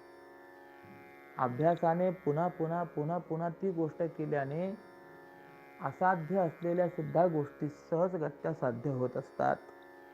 ह्यासीच अभ्यास योग ऐसे नाव, येणे योगे सर्व साध्य होय. अभ्यास योगाने सगळं काही साध्य होत असतं. एक वेळेला जमलं नाही, पुन्हा दुसऱ्या वेळेला जमलं नाही, पुन्हा तिसऱ्या वेळेला सातत्याने करत जर राहिला तर त्यामध्ये एक प्रकारचा सराईतपणा निर्माण होतो आणि अवघड असलेली गोष्ट देखील सहजगत्या साध्य होते, हे निश्चित आहे. म्हणून अभ्यासाने काय कुणाला साध्य झालंय याविषयी सांगतात. अभ्यासाचे बळ मिळवून कोणी अंतराळातून संचरती, व्याघ्र सर्पाधिक दुष्ट प्राणी कोणी स्वाधीन करून घेती येणे. या अभ्यासाच्या सामर्थ्याने कित्येक योग्यांना आकाशाच्या पोकळीत चालता येते. कित्येकांनी हरिभक्ती आणि अहिंसेच्या बळाने म्हणजे अभ्यासाने वाघ सर्पासारखे दुष्ट प्राणी देखील गरीब केले हो, अभ्यासाचा परिणाम आहे. किंवा प्रत्येक दिवशी थोडं थोडं विष खाण्याचा अभ्यास केला तर पुष्कळ विष सुद्धा पचनी पडतं. आता हे जे काही अंमली पदार्थ आहेत याच्यामध्ये विष आहेच की नाही, पण रोज थोडं थोडं थोडं थोडं ते जर ग्रहण करीत गेला तर नंतर भरपूरही त्याला पचनी पडतं. एखाद्याने अचानक एखाद्या दिवशी जर असा काही अंमली पदार्थ गुटखा तंबाखू वगैरे केले तर लगेच तो भोवळ येऊन पडतो. परंतु हळूहळू थोडं थोडं तो खात गेला तर काही कालावधीनंतर तो बरचसा पचवू शकतो की नाही असं. म्हणजे थोडं थोडं विष खाण्याचा अभ्यास केला तर पुष्कळ विष सुद्धा पचनी पडतं किंवा रोजच्या आहारात सुद्धा विष येऊ शकतं. काय एक मी असं ऐकलं की काही मांत्रिक किंवा काही असे गारुडी की आपली जीभ बाहेर काढून साप त्याच्या समोर धरतात आणि तो सर्प त्या जिभेला दंश करतो. तर त्या सर्पाचं थोडंसं विष जे आहे यांच्या जिभेला प्राप्त होतं आणि असा तो अभ्यास करता करता ते इतके सराईत होतात की कोणत्याही सर्पाने त्यांना दंश केला तरी त्या विषाचा परिणाम त्यांच्यावरती होत नाही, तेवढं विष पचवण्याची ताकद त्यांच्या ठिकाणी निर्माण होते. किंबहुना अभ्यासामुळे लघिमादी सिद्धींच्या बळाने समुद्रावर पायवाटही होऊ शकते. कित्येकांनी म्हणजे वैदिकांनी अभ्यासाच्या बळाने वनात अध्ययन करून वेद ब्रह्माला थोडं केलं म्हणजे अनंत वेद राशी कंठस्थ केल्या. एवढा वेद मोठा, परंतु तो देखील अभ्यासानेच कंठस्थ केला की नाही. आणि म्हणून सर्वतोपरी विचार केला तर अभ्यासाला असाध्य असं काही नाही. याकरता अर्जुना तू माझ्या ठिकाणी या अभ्यास योगानेच एकरूप हो. मग पुढे सांगतात की असा अभ्यास जरी अवघड वाटत असेल तर म्हणजे सोपं सांगितलं भक्तीपेक्षा सोपं सांगितलं अभ्यास योग, पण तोही तर अवघड वाटत असेल तर याच्यापेक्षा सोपं. अभ्यासेप्य समर्थोसी मत्कर्म परमो भव, मदर्थमपि कर्माणि कुर्वन् सिद्धिमवाप्स्यसि. या अभ्यास करण्याला देखील तू असमर्थ असशील तर माझ्या करता केलं जाणारं जे कर्म आहे त्या कर्मात तत्पर हो आणि माझ्या करता कर्म करणारा तू मोक्ष सिद्धीला निश्चितपणे प्राप्त करून घेशील. अभ्यासही ऐसा करावया लागी, जरी तुझ्या अंगी नाही बळ. तरी तुझा जैसा नित्य व्यवहार, असू दे साचार तैसा चितो. म्हणजे अभ्यास करण्याकरता देखील जर तुझ्या अंगात सामर्थ्य नसेल, एकच गोष्ट वारंवार करणं हे देखील जर तुला शक्य नसेल, तर तू ज्या स्थितीमध्ये असशील त्या स्थितीत राहा. इंद्रियाचा निग्रह करू नकोस, भोगांचा त्याग करू नकोस, स्वतःच्या जातीचा अभिमान टाकू नकोस, कुलपरंपरागत आलेल्या धर्माचं आचरण कर, वेदाने सांगितलेल्या विधिनिषेधांचं पालन कर. एवढं केलंस म्हणजे मग लौकिक व्यवहारात तुला सुखाने वागण्याची मोकळीक दिली आहे. म्हणजे जे तुझं चालत आलेलं आहे तेच कर, परंतु मनाने, वाणीने आणि देहाने जसं जसं आणि जे जे कर्म होत राहील ते मी करत आहे असा अभिमान मात्र बाळगू नको. तर करणं किंवा न करणं, कर्माचा भाव आणि प्रयोज्य किंवा अभाव, कर्माचा प्रयोजक करता, कर्माचे कारक आणि कर्माचा भूत, वर्तमान आणि भविष्य हे 3 काळ, हे सर्व विश्वाचे व्यवहार जे आहेत, ज्या परमेश्वरामुळे होतात तोच जाणतो. म्हणजे हे सर्व करणारा, करविणारा आणि याचे सगळे भाव, फळ वगैरे जाणणारा कोण आहे? तो परमात्मा आहे. त्यामुळे स्वतःच्या ठिकाणी तू अभिमान, हे मी केलं असं धारण करू नकोस. अहंकरोमी ती वृथाभिमान, मी केलं असं हा वृथा अभिमान धारण केला की या वृथाभिमान धारणानेच जीव बद्धतेला प्राप्त होत असतो. आपण 3य अध्यायामध्ये याचं सर्व चिंतन करून आलेलो आहोत.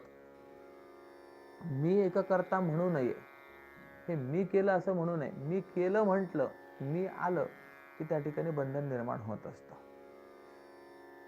किंबहुना पुढे सांगतात, उणे पुरे कैसे असो तुझे कर्म, ठेवी मनोधर्म सारे खाची, नको मानू त्याचा चित्ती हर्ष शोक, जीवन सार्थक एक साधी.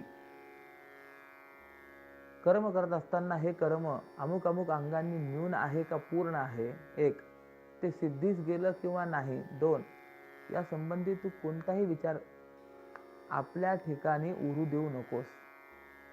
न्यून, पूर्ण, सफळ, निष्फळ असं कोणतंही जरी कर्म असलं तरी ते सजात करून घे.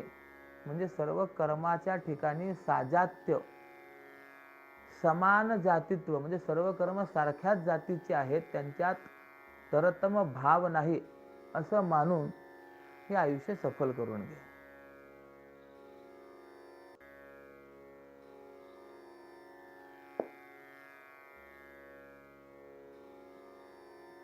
किंवा याचा दुसरा अर्थ असा आहे की तू आपलं जीवित स्वजातीचं करून घे.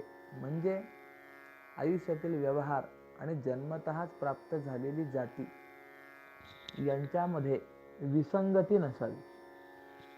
नसता जाती क्षत्रियांची,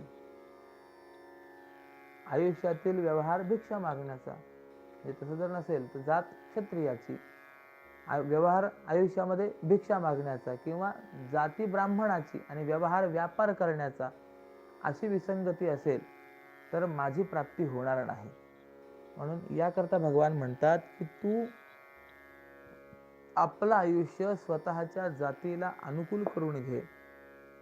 पतिव्रतेने आपला स्वभाव पतीच्या मनाला अनुकूल जसा करून घेतलेला असतो त्याप्रमाणे कर. म्हणून सजात आणि स्वजात हे 2 पाठ मूळ ज्ञानेश्वरीमध्ये आलेले आहेत.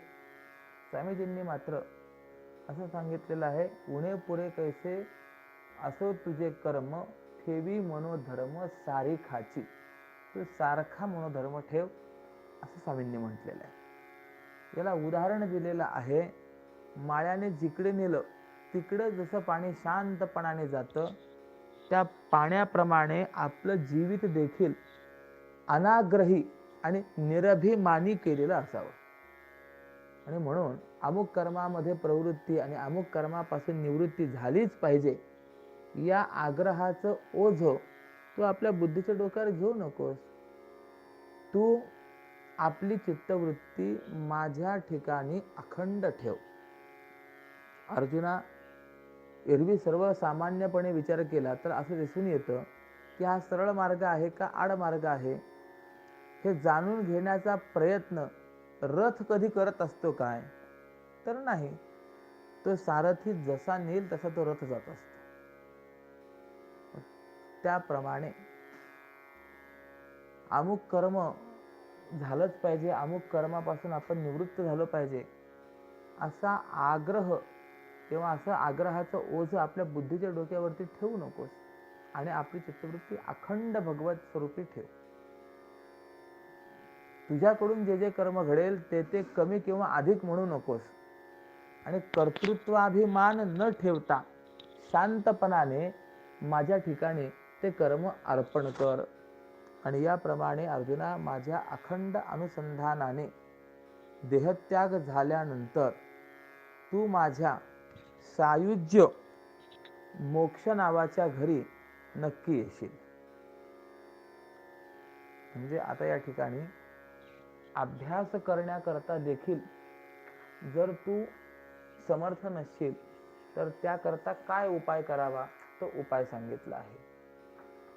पुढे सांगतात, अथैतदप्य शक्तोषी कर्तुम मद्योगमाश्रितः सर्व कर्म फल त्यागम ततः कुरुयतात्मवान. म्हणजे अर्जुना, आता मत्कर्म तत्पर आणि मदर्पण बुद्धीने कर्म हे देखील जर करण्याकरता तू असमर्थ असशील तर तू शरणागतीचा आश्रय केलेला बरा. किंवा तू शरणागतीचा आश्रय केलेला हो किंवा माझ्या ठिकाणी सर्व कर्म समर्पणाचा आश्रय केलेला आणि इंद्रियांचा निग्रह केलेला होऊन सर्व कर्मफलांचा त्याग कर. म्हणजे पहिले दोन उपाय सांगितले, एक मत्कर्म तत्पर हो एक, आणि दोन मदर्पण बुद्धीने कर्म कर दोन. आणि हे जर करण्याकरता तू असमर्थ असशील तर तीन तुला आणखी पर्याय सांगतो. एक, तू माझ्या शरणागतीचा आश्रय केलेला हो एक. दोन, माझ्या ठिकाणी सर्व कर्म समर्पणाचा आश्रय केलेला हो दोन. आणि तीन, इंद्रियांचा निग्रह केलेला हो. आणि असं करून सर्व कर्मफलांचा त्याग कर. किंवा याच्या पलीकडे माझ्या अनुसंधानाचा आश्रित होऊन माझ्याच उद्देशाने कर्म आणि मदर्पण बुद्धीने कर्म हेही करण्याविषयी जर तू असमर्थ असेल तर तू इंद्रियांचा निग्रह केलेला होऊन सर्व कर्मफलांचा त्याग कर. असे एक 2-3 अर्थ या श्लोकाचे आपल्याला लक्षात घेता येतात.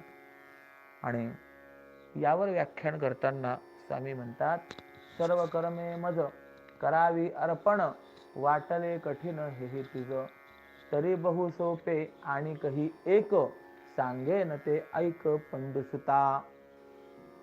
म्हणजे मला अर्पण करणं हेही तुला जर शक्य नसेल तर अर्जुना, तू आता पुढची युक्ती लक्षात ठेव. काय आहे की अर्जुना, बुद्धीच्या पाठी म्हणजे कर्म करण्याची प्रेरणा देणारा परमेश्वर आहे असं माझं अनुसंधान ठेवावं. आणि बुद्धीच्या पोटी म्हणजे आरंभिलेल्या कर्माची समाप्ती ही परमेश्वराच्या सामर्थ्याने झाली असं अनुसंधान ठेवणं. किंवा कर्माच्या आरंभी माझं स्मरण व कर्माच्या शेवटी ते कर्म मला अर्पण असं माझ्याशी बांधून घेणं, हे जर तुला अवघड वाटत असेल तर हेही असू दे. प्रत्येक वेळी माझं स्मरण ठेवण्याचा आग्रह सोडून दे, परंतु तुझी बुद्धी इंद्रियांचा निग्रह करण्याविषयी तर असू देशील की नाही. वस्तुतः काय करावं, कोणतंही कर्म करत असताना परमेश्वर प्रीत्यर्थम असं कर्म करावं आणि कर्म झाल्यानंतर तत्सत परमेश्वरार्पणमस्तु असं म्हणावं.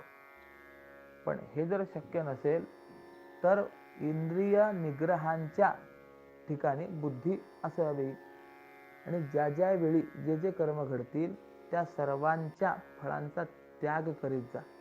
म्हणजे फलेच्छा मनामध्ये ठेवू नकोस.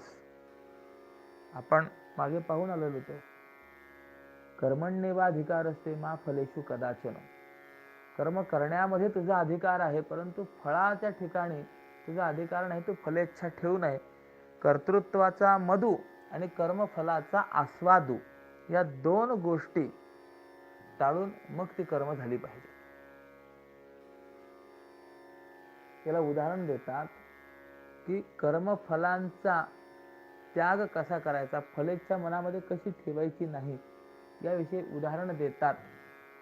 वृक्ष किंवा वेली जसे आलेली फळं टाकून देतात, त्यांना फुलं येतात, फळं येतात, काही काळ त्यांच्या ठिकाणी राहतात, परंतु नंतर मात्र ते त्यांना धरून राहत नाही, टाकून देतात. त्याप्रमाणे यथासांग घडलेली ही कर्म ती फळाची इच्छा न करता टाकून दे. परंतु मनात माझं स्मरण करावं किंवा मला अर्पण करावं किंवा माझ्या प्राप्तीच्या उद्देशाने करावं हे काहीही नको. ते सर्व शून्यात जाऊ दे आणि काही केलेच नाही असं समज. ज्याप्रमाणे खडकावर जसा पाऊस पडावा, अग्नीत पेरावं, स्वप्न जसं पाहावं, त्याप्रमाणे हे सर्व कर्म निष्फळ आहे असं मान.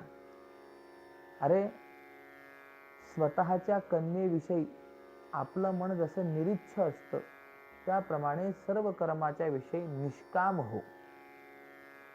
अग्नीची ज्वाळा जशी आकाशामध्ये वाया जाते, त्याप्रमाणे तुझ्याकडनं होणारी क्रिया ही शून्यामध्ये जिरून जाऊ दे.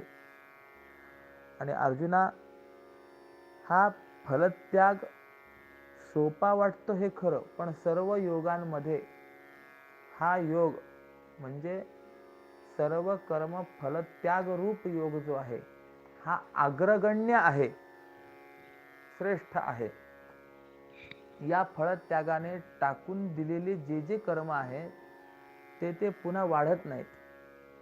जसं वेळूचं झाड एक वेळ उत्पन्न झाल्यानंतर जसे वांज म्हणजे निष्फळ असतात, त्यापासून दुसरं झाड किंवा फळ उत्पन्न होत नाही, त्याप्रमाणे फलत्यागाने सर्व कर्म निर्बीज झाल्यानंतर या वर्तमान मनुष्य शरीराप्रमाणेच पुन्हा शरीराला येणं संपतं.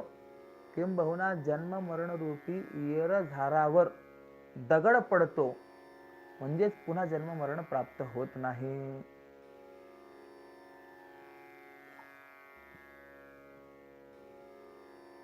अर्जुना, म्हणून प्रथम वर्णाश्रम विहित निष्काम कर्माचा अभ्यास, त्यानंतर सगुणाच्या ठिकाणी मन स्थिर करण्याचा अभ्यास, नंतर एकाग्र मनाने गुरुमुखाने ब्रह्मश्रवणाचा अभ्यास, यानंतर दृढ निश्चयाकरता मननाचा अभ्यास.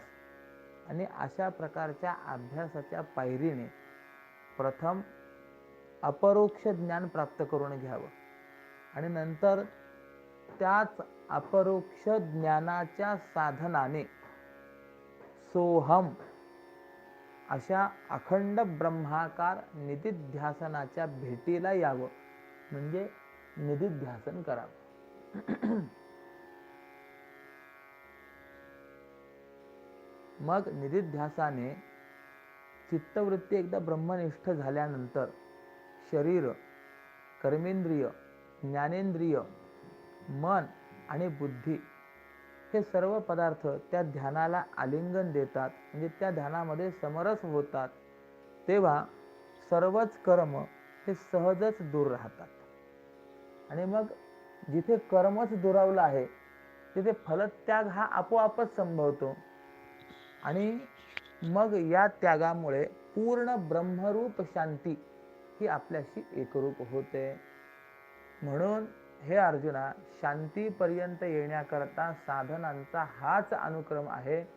आणि म्हणून सद्यस्थितीला तुला अभ्यासच करणं योग्य आहे. म्हणून या शांती लाभावयासाच क्रम देखे हाच पंडुसुता, ह्या परी अभ्यास करावा प्रस्तुत. हेची तुझ उक्त सर्वथैव. मग आता पुढे सांगतात, श्रेयो हि ज्ञानमभ्यासात् ज्ञानात् ध्यानं विशिष्यते, ध्यानात कर्मफल त्यागस्त्यागात शांतिरनंतरम. या श्लोकाचा अर्थ आहे, अभ्यासापेक्षा ज्ञान चांगलं, ज्ञानापेक्षा ध्यान अधिक श्रेष्ठ, ध्यानापेक्षा कर्मफल त्याग उत्तम आहे, आणि त्याग झाल्यानंतर लागलीच अज्ञानासह संसाराची निवृत्ती होऊन मोक्षरूप शांती प्राप्त होते. किंबहुना आपण कुठेही हा सिद्धांत बघा, त्यागाने शांती प्राप्त होते, धरून ठेवल्याने किंवा भोगाने कधीही शांती प्राप्त होत नाही. दत्तात्रेयांनी एक पक्षी आपला गुरु केलाय. पक्षाला गुरु करावं, होय. काय शिकलात त्याच्याकडनं? त्याग करण्याचं शिकलो. म्हणजे तो पक्षी आपल्या मुखामध्ये एक मांसाचा तुकडा आमिष घेऊन उडून चाललेला होता. तो मांसाचा तुकडा पाहिल्यानंतर अनेक पक्षी धावून आले आणि याला त्रास द्यायला लागले. हा विचार करायला लागला की मला एवढा त्रास होतोय, का त्रास होतोय? त्याच्या असं लक्षात आलं की हा आमिष, मांसाचा तुकडा मी माझ्याकडे घेतलेला आहे, त्याचं ग्रहण केलेलं आहे, मी त्याला चिकटलेलो आहे, म्हणून मला हा त्रास होतोय, म्हणून यांच्याकडनं मला त्रास होतोय. मग त्याने काय केलं, आपल्या मुखामध्ये असलेला तो मांसाचा तुकडा टाकून दिला. आता मांसाचा तुकडा टाकल्यानंतर याला पक्ष्यांचा त्रास देणं बंद झालं, आणि मांसाचा तुकडा जिकडे गेला तिकडे ते सगळे पक्षी पळाले. त्या पक्ष्यांमध्ये आपापसामध्ये मग पुढे कलह, भांडणं, युद्ध झालं. परंतु हा मात्र कौतुकाने ते सर्व पाहत होता आणि स्वतः सुखी झाला. याचा अर्थ असा आहे की याला सुख प्राप्त झालं, शांती प्राप्त झाली, परंतु केव्हा? तर त्यागानंतर. म्हणून त्यागाने शांती आहे, भोगाने किंवा भोगात कधीही शांती नाही. त्यागात शांतिरनंतरम.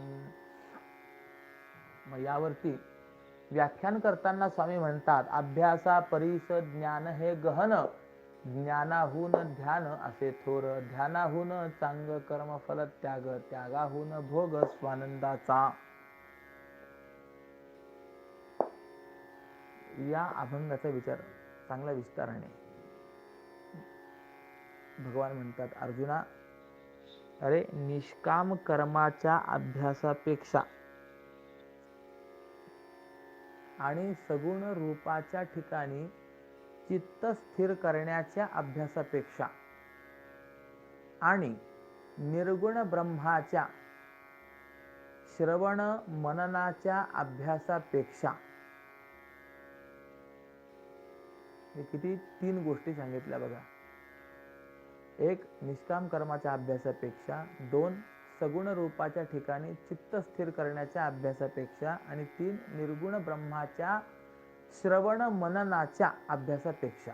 मग प्रमाण संशय आणि प्रमेय संशय निवृत्त होऊन दृढ निश्चयात्मक अपरोक्ष ज्ञान जे आहे ते श्रेयस्कर आहे. जे अभ्यासात ज्ञानम श्रेयम. कोणत्या अभ्यासापेक्षा? 3 प्रकारचे अभ्यास सांगितले. या 3 प्रकारच्या अभ्यासापेक्षा ज्ञान श्रेष्ठ, म्हणजे प्रमाण संशय आणि प्रमेय संशय निवृत्त होऊन दृढ निश्चयात्मक असलेलं अपरोक्ष ज्ञान हे श्रेष्ठ आहे की नाही. म्हणून अभ्यासापरीस ज्ञान हे गहन, इथपर्यंत अर्थ झाला.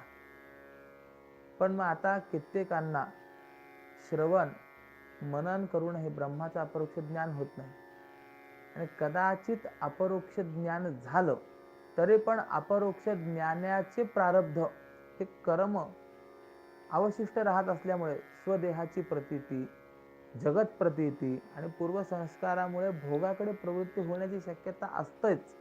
म्हणून अपरोक्ष ज्ञानापेक्षा देखील ध्यान म्हणजे निधिध्यासन श्रेष्ठ आहे. बघा, ज्ञानाहून ध्यान असे थोर, या चरणाचा हा अभंग अर्थ झाला.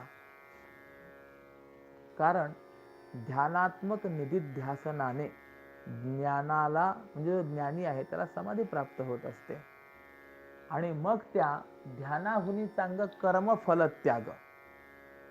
त्या निधिध्यासनाने चित्तवृत्ती अखंड ब्रह्मनिष्ठ राहत असल्यामुळे स्वभावतःच कर्म आणि कर्मफळ या विक्षेपांचा त्याग संभवतो आणि तो कर्माचा आणि कर्मफलाचा त्याग अज्ञानाने, आळसाने किंवा वेदशास्त्रावरील अविश्वासाने केलेला नसून तो अपरोक्ष ज्ञान झालेल्या मुक्त पुरुषाकडून ब्रह्मानंदाच्या तृप्तीने आणि कर्तव्य अभाव स्थितीला प्राप्त झाल्यामुळे असतो, किंवा देहादिकांचं भान न राहिल्यामुळे असतो, किंवा वृत्तीच्या ब्रह्मनिष्ठेमुळे सहजच झालेला असतो. म्हणून त्या निधिध्यासनापेक्षा स्वभावतः झालेला कर्मफलत्याग चांगला आहे.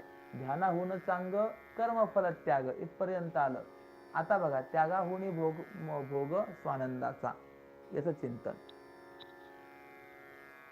याचं कारण असं, निधिध्यासनाने ज्ञानी महात्म्याला समाधी प्राप्त होत असली तरी सुद्धा समाधी नसते. अशा वित्थान अवस्थेत त्या ज्ञानी महात्म्याच्या अंतःकरणात पूर्वसंस्कारामुळे, बाधितानुवृत्तीमुळे विषयासक्तीचा दोष असेल तर त्यामुळे तो बहिर्मुख वृत्ती होते आणि त्या बहिर्मुख वृत्तीमुळे त्या ज्ञानी महात्म्याच्या देखील अंतःकरण वृत्तीत ब्रह्मसुखाचा आविर्भाव होत नाही. आणि याकरता कर्म आणि कर्मफल अर्थात क्रिया आणि क्रियाजन्य विषय यांचा स्वाभाविकपणे त्याग होण्याची आवश्यकता असते. कारण कर्म आणि कर्मफल यांचा त्याग झाल्या वाचून वृत्ती ही अंतर्मुख होत नाही आणि ती वृत्ती अंतर्मुख झाल्याशिवाय ब्रह्मसुखाचा अनुभव येत नाही. म्हणून कर्मफल त्यागापासून ब्रह्मरूप शांती सुखाचा साक्षात्कारात्मक भोग प्राप्त होतो. म्हणून कर्मफलाचा त्याग जो आहे हा चांगला आहे. ध्यानाहुनी चांग कर्मफल त्याग. आणि अर्जुना, अशा या मार्गाने ज्यांनी या लोकाच्या मुक्कामातच वर्तमान मनुष्य शरीरातच ब्रह्मरूप शांतीचं अंतःपुर प्राप्त करून घेतलं आहे, त्या ज्ञानी भक्तांचे लक्षण आता ऐक. त्यागाहुनी भोग स्वानंदाचा इथपर्यंत आलं. मग आता अनुक्रमे ऐसा क्रमोनी हा पंथ शांती सदनात पातला जो. क्रमाने अशा पद्धतीने हा मार्ग आक्रमण करून जो परमात्म्याच्या शांतीचं अंतःपुर या सदनामध्ये जो प्राप्त झालेला आहे, त्या ज्ञानी भक्ताचं लक्षण काय, तो ज्ञानी भक्त कसा असतो ते आता जाणून घे. म्हणून पुढे 13व्या श्लोकामध्ये सांगतात, अद्वेष्टा सर्वभूतानां मैत्रः करुण एवच निर्ममो निरहंकारः समदुःख सुख क्षमी. तो महात्मा कसा असतो तर तो ज्ञानी भक्त कसा असतो तर सांगतात, जो सर्व भूतांच्या विषयी द्वेष रहित आहे, एक अद्वेष्टा. त्यानंतर सर्व भूतानां मैत्रः, जो सर्वांच्या विषयी मित्र भाव धारण केलेला असतो. करुण एवच, म्हणजे दुःखी जीवांच्या विषयी त्याच्या अंतःकरणामध्ये करुणा असते. निर्ममो, ज्याच्या ठिकाणी स्त्री पुत्राधिक माझे आहेत असं वाटत नाही, म्हणजे ममता ज्याच्या ठिकाणी राहिलेली नाहीये. निरहंकारः, ज्याच्या ठिकाणी किंवा जो देहाच्या ठिकाणी अभिमान रहित आहे, अहंकार रहित आहे. समदुःख सुखः, ज्याला सुख आणि दुःख हे समान वाटतात. आणि क्षमी, तो जो क्षमाशील आहे. अशी ही सगळी लक्षणं त्या ज्ञानी भक्ताची सांगितलेली आहेत. अद्वेष्टा, इतरांनी जरी त्याचा द्वेष केला तरी देखील हा इतरांचा द्वेष करत नाही, असा तो अद्वेष्टा असतो. आणि हे अद्वेष्टा लक्षण आपल्या जीवनामध्ये ज्यांनी सार्थ करून दाखवलं, व्यक्त करून दाखवलं, असे महात्मा म्हणजे वसिष्ठ महामुनी सांगितले जातात. वसिष्ठ आणि विश्वामित्र हे दोन समकालीन संत. यामध्ये वसिष्ठ हे ब्रह्मर्षी आणि विश्वामित्र हे राजर्षी. तर विश्वामित्रांना आपल्याला ब्रह्मर्षित्व प्राप्त व्हावं ही अपेक्षा, आणि याकरता त्यांनी तपश्चर्या वगैरे केली, सर्व देवांनी, ब्रह्मदेवांनी देखील सांगितलं, आम्ही तुम्हाला ब्रह्मर्षी म्हणायला तयार आहोत, परंतु वसिष्ठ जोपर्यंत तुम्हाला ब्रह्मर्षी म्हणत नाहीत, त्यांची सही जोपर्यंत होत नाही तोपर्यंत तुम्हाला ब्रह्मर्षित्व प्राप्त होणार नाही. मग विश्वामित्र विचार करतात की वसिष्ठांनी आपल्याला ब्रह्मर्षी म्हटलं पाहिजे, याकरता साम दाम दंड भेद सगळे प्रयोग. केवळ आकसापोटी वसिष्ठ आपल्याला ब्रह्मर्षी म्हणत नाहीत असं वाटून या विश्वामित्रांनी या वसिष्ठांची 100 मुलं मारली. तरी देखील वसिष्ठ ब्रह्मर्षी म्हणायला तयार नाही आहेत. त्यावेळेला विचार करतोय, या वसिष्ठांचा जर आपण काटा काढला तर बऱ्याच वेळेला जगामध्ये अशी आपल्याला एक धारणा पाहायला मिळते, स्वतःला जर श्रेष्ठत्व मिळवता येत नसेल तर आपल्यापेक्षा जे श्रेष्ठ आहेत त्याचा काटा काढायचा, की त्याच्यानंतर आपणच श्रेष्ठ आहोत. मोठेपणी मिळवण्याकरता दुसऱ्याचा घात करणे. म्हणून विश्वामित्र पाहतायत, वसिष्ठांना जर मारलं तर मग बाकीचे आपल्याला सर्वजण ब्रह्मर्षी म्हणायला तयारच आहे. म्हणून एक दिवस अपरात्री मोठा दगड हातामध्ये घेऊन त्या वसिष्ठांच्या आश्रमामध्ये आले. त्यावेळेला वसिष्ठ आणि अरुंधती पती पत्नी अंगणामध्ये बसलेले आहेत आणि दोघांमध्ये काही संवाद चाललेला आहे. काय बोलतायत हे ऐकावं म्हणून विश्वामित्र झोपडीच्या जवळ भिंतीला कान देऊन आहेत. तर दोघांमध्ये संवाद असा चाललेला आहे, आज आकाश स्वच्छ आहे, टिपूर चांदणं पडलेलं आहे आणि चंद्रमा देखील पूर्णपणे आहे. पौर्णिमेचा दिवस होता, किती उज्ज्वल आहे, प्रकाशमान, कांतिमान आहे, किती सुंदर शोभून दिसतोय. त्यावेळेला वसिष्ठ महामुनी म्हणाले, अरुंधती, या अशा चंद्राकरता तुला काही उपमा स्मरणात येत आहे का, आठवते का? त्यावेळेला ती अरुंधती माता म्हणाली, जसं गव्हाचं पीठ कणिक एकदम पांढरी स्वच्छ असते, एखाद्या परातीमध्ये ती पांढरी स्वच्छ कणिक घेतलेली असावी, तसा हा चंद्र मला दिसतोय, पांढरा स्वच्छ. वसिष्ठ महामुनी हसले, अगं शेवटी तुम्ही स्त्री आहात, तुम्हाला दृष्टांत उपमा जरी आठवली तरी देखील ती स्वयंपाक घरातीलच आठवणार. हे असं ऐकल्यानंतर मग ती अरुंधती माता म्हणाली, ठीक आहे, मग तुम्ही सांगा की कसा, कोणता दृष्टांत, कोणती उपमा यांना साजेल. त्यावेळेला त्यांनी सांगितलं की संपूर्ण ऋषी मंडळामध्ये आपल्या तपश्चर्येने विश्वामित्र जसे शोभायमान आहेत, प्रकाशमान, कांतिमान आहेत, त्याप्रमाणे आजचा या तारका समूहामध्ये हा चंद्र शोभायमान आहे. हे ऐकता क्षणी विश्वामित्रांच्या हाताचा दगड गळून पडला. विचार करताय, ज्याच्याविषयी आपण द्वेष करतो, ज्याचा आपण मत्सर करतो, ज्याचे आपण 100 मुलं मारली आहेत, त्याची आपल्याविषयी कशी भावना आहे. आणि एकदम पुढे आले, नेत्रामध्ये अश्रू येत आणि वसिष्ठांना साष्टांग दंडवत घातला. त्यावेळेला त्यांना उत्थापन देत असतानाच वसिष्ठ म्हणाले, ब्रह्मर्षे उठा, आता इथे यांना ब्रह्मर्षित्व पद प्राप्त झाले.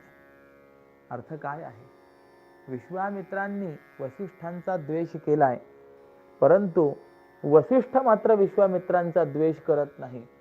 असा जो आहे तो अद्वेष्टा. म्हणून म्हणतात, धनंजया पाही चैतन्याच्या ठाई, आप पर नाही भाव जैसा, तैसा कोणाचाही स्वभावे साचार, करीना मत्सर कदा काळी. म्हणजे जो सर्व भूतांविषयी द्वेष करण्याचं कधीच जाणत नाही, ज्याप्रमाणे व्यापक चैतन्याला हा आपला हा परका असा भेद माहित नाही, त्याप्रमाणे ज्याच्या ठिकाणी आप पर भाव नाहीये,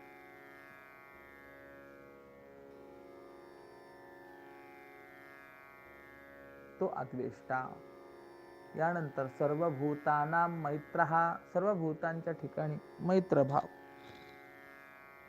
मैत्रभावामध्ये समान भूमिका असते. म्हणून उत्तमांना धारण करावा आणि अधमांचा तिरस्कार करावा अशा प्रकारचा रागद्वेष करण्याचं जसं पृथ्वी जाणत नाही, त्याप्रमाणे ज्याच्या मनामध्ये चांगल्या आणि वाईटाविषयी वैषम्य नसतं, तर सर्वांच्या विषयी एक भाव मैत्रभाव आहे. किंबहुना जीवनामध्ये उन्नती प्राप्त करून घेण्याकरता, परमात्म्याची संतुष्टी प्राप्त करून घेण्याकरता 4 प्रकारच्या भावना शास्त्रकारांनी, योगशास्त्राने आपल्याला सांगितलेल्या आहेत. मैत्री, करुणा, मुदिता आणि उपेक्षा. तर जे आपल्यापेक्षा विद्वान आहेत, श्रेष्ठ आहेत, ज्ञानी आहेत, तपोधनी आहेत, यांच्याशी मैत्री करावी. आपल्यापेक्षा जे दीन आहेत, दुबळे आहेत, त्यांच्याविषयी अंतःकरणात करुणा असावी. कुणाचा जर उत्कर्ष होत असेल, चांगलं होत असेल, वाढ होत असेल, तर त्याच्या संबंधाने अंतःकरणामध्ये मुदिता, आनंद असावा. आणि दुष्ट, व्यसनी, दुराचारी जर असतील तर त्यांच्याविषयी अंतःकरणामध्ये उपेक्षा असावी. आणि अशी 4 प्रकारची धारणा केली तर चित्त प्रसन्न होतं. म्हणून मैत्री, करुणा, मुदिता, उपेक्षातः चित्त प्रसादनम असं चिंतन योगशास्त्राने केलेलं आहे. मैत्र हा करुणा, सर्वांच्या विषयी दया. राजाच्या देहाची हालचाल करू आणि दारिद्र्याला दूर टाकून देऊ असे दयाळू प्राण कधीच म्हणत नाहीत. त्याप्रमाणे जो ज्ञानी भक्त श्रीमंत आणि गरिबांवर सारखाच उपकार करतो, ही करुणा आहे. किंवा पाणी कधी असा विचार करतं का की गायीची तहान दूर करावी आणि वाघाला विष होऊन मारावं? नाही.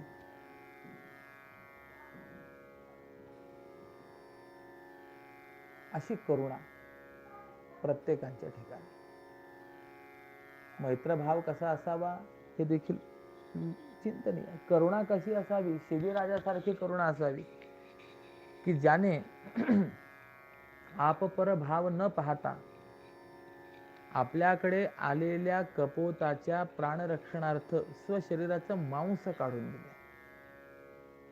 निर्ममः.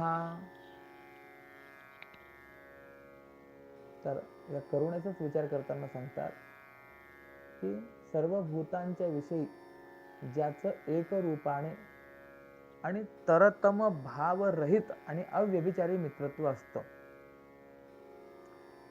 चांगल्याशी चांगलं आणि वाईटाशी वाईट वागावं असा ज्याच्या वर्तनामध्ये व्यवहारी स्वरूपाचा भेद नसतो, आणि जो स्वतःच कृपेची जननी झालेला असतो, तो ज्ञानी भक्त आहे.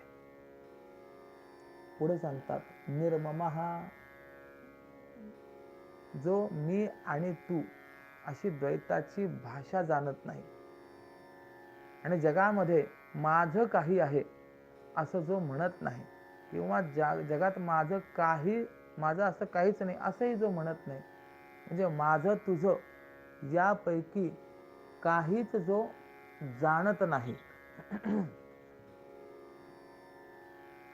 तो असलेला निर्मम हा ज्ञानी भक्त आहे.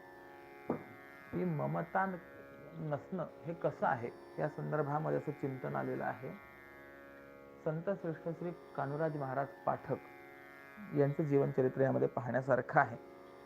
ज्ञानी महात्मा कसा निर्मम असतो. कान्होराज पाठकांची कीर्ती ऐकून काशीवरनं एक पंडित त्यांना भेटण्याकरता आले. त्यावेळेला कान्होराज महाराज आपल्या नातवंडांसह एका विहिरीजवळ खेळत होते आणि नेमकं यांनाच येऊन त्या पंडिताने विचारलं, इथे कान्होराज पाठक कुठे राहतात? त्यावेळेस त्यांनी सांगितलं की या देहालाच कान्होराज पाठक म्हणतात.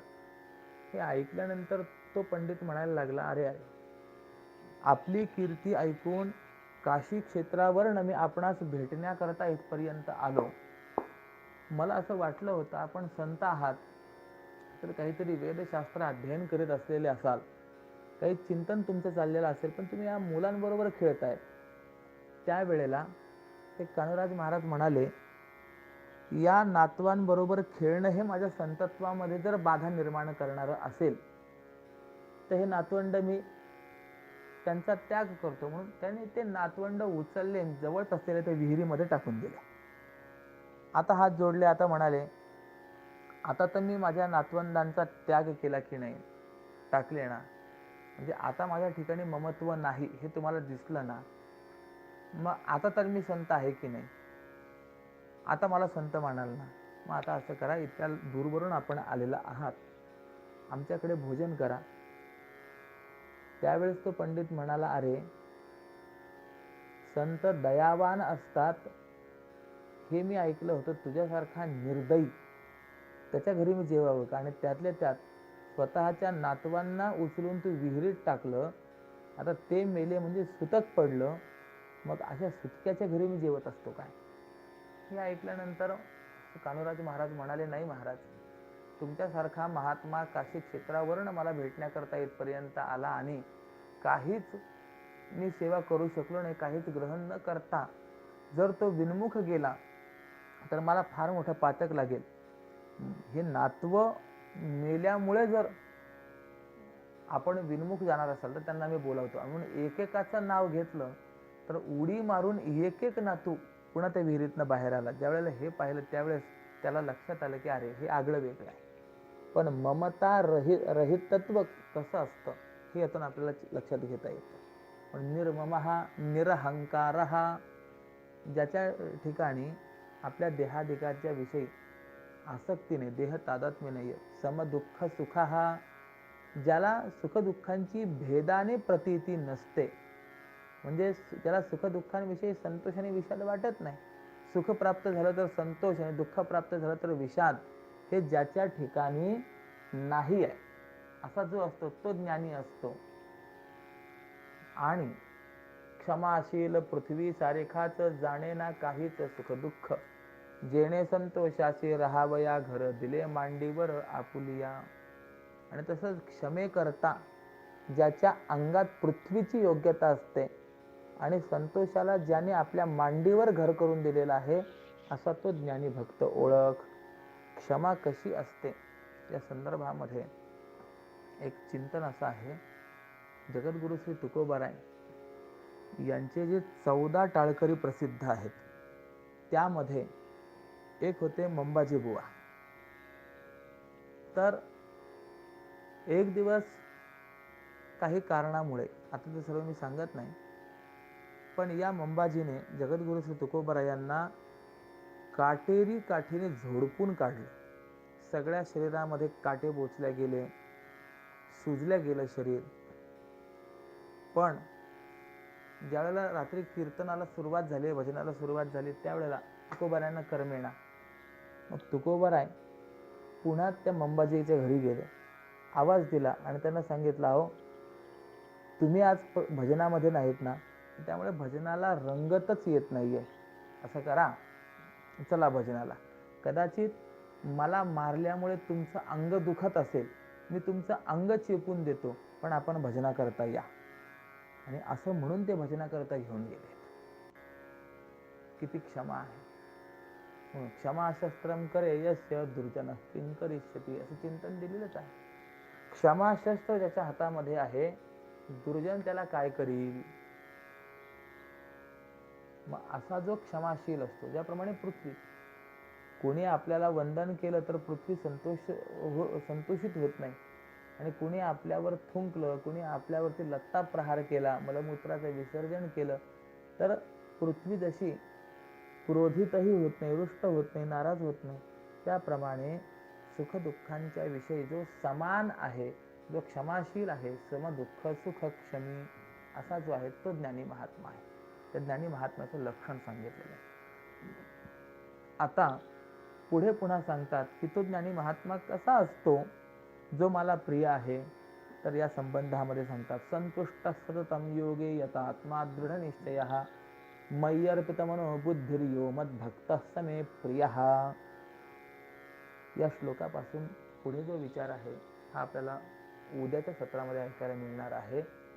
एकंदरीत 416 अभंगांपैकी 266 अभंगांचा विचार झालेला आहे. त्यामुळे उद्याच्या सत्रामध्ये उर्वरित 12व्या अध्यायाचं पूर्ण चिंतन, 12व्या अध्यायाचं सिंहावलोकन आणि 13व्या अध्यायाचा काही विचार हा आपण करणार आहोत.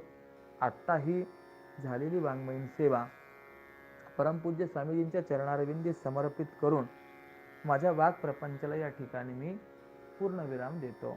ओम पूर्णमदः पूर्णमिदं पूर्णात् पूर्णमुदच्यते पूर्णस्य पूर्णमादाय पूर्णमेवावशिष्यते. ओम शांतिः शांतिः शांतिः. पुंडलीकवरदा हरिविठ्ठल श्री ज्ञानदेव तुकाराम पंढरीनाथ भगवान की जय. माऊली ज्ञानेश्वर महाराज की जय. जगद्गुरु श्री तुकाराम महाराज की जय. राजाधिराज रामचंद्र भगवान की जय. श्रीमद सच्चिदानंद सद्गुरु श्री स्वामी स्वरूपानंद महाराज की जय. ओम राम कृष्ण हरी.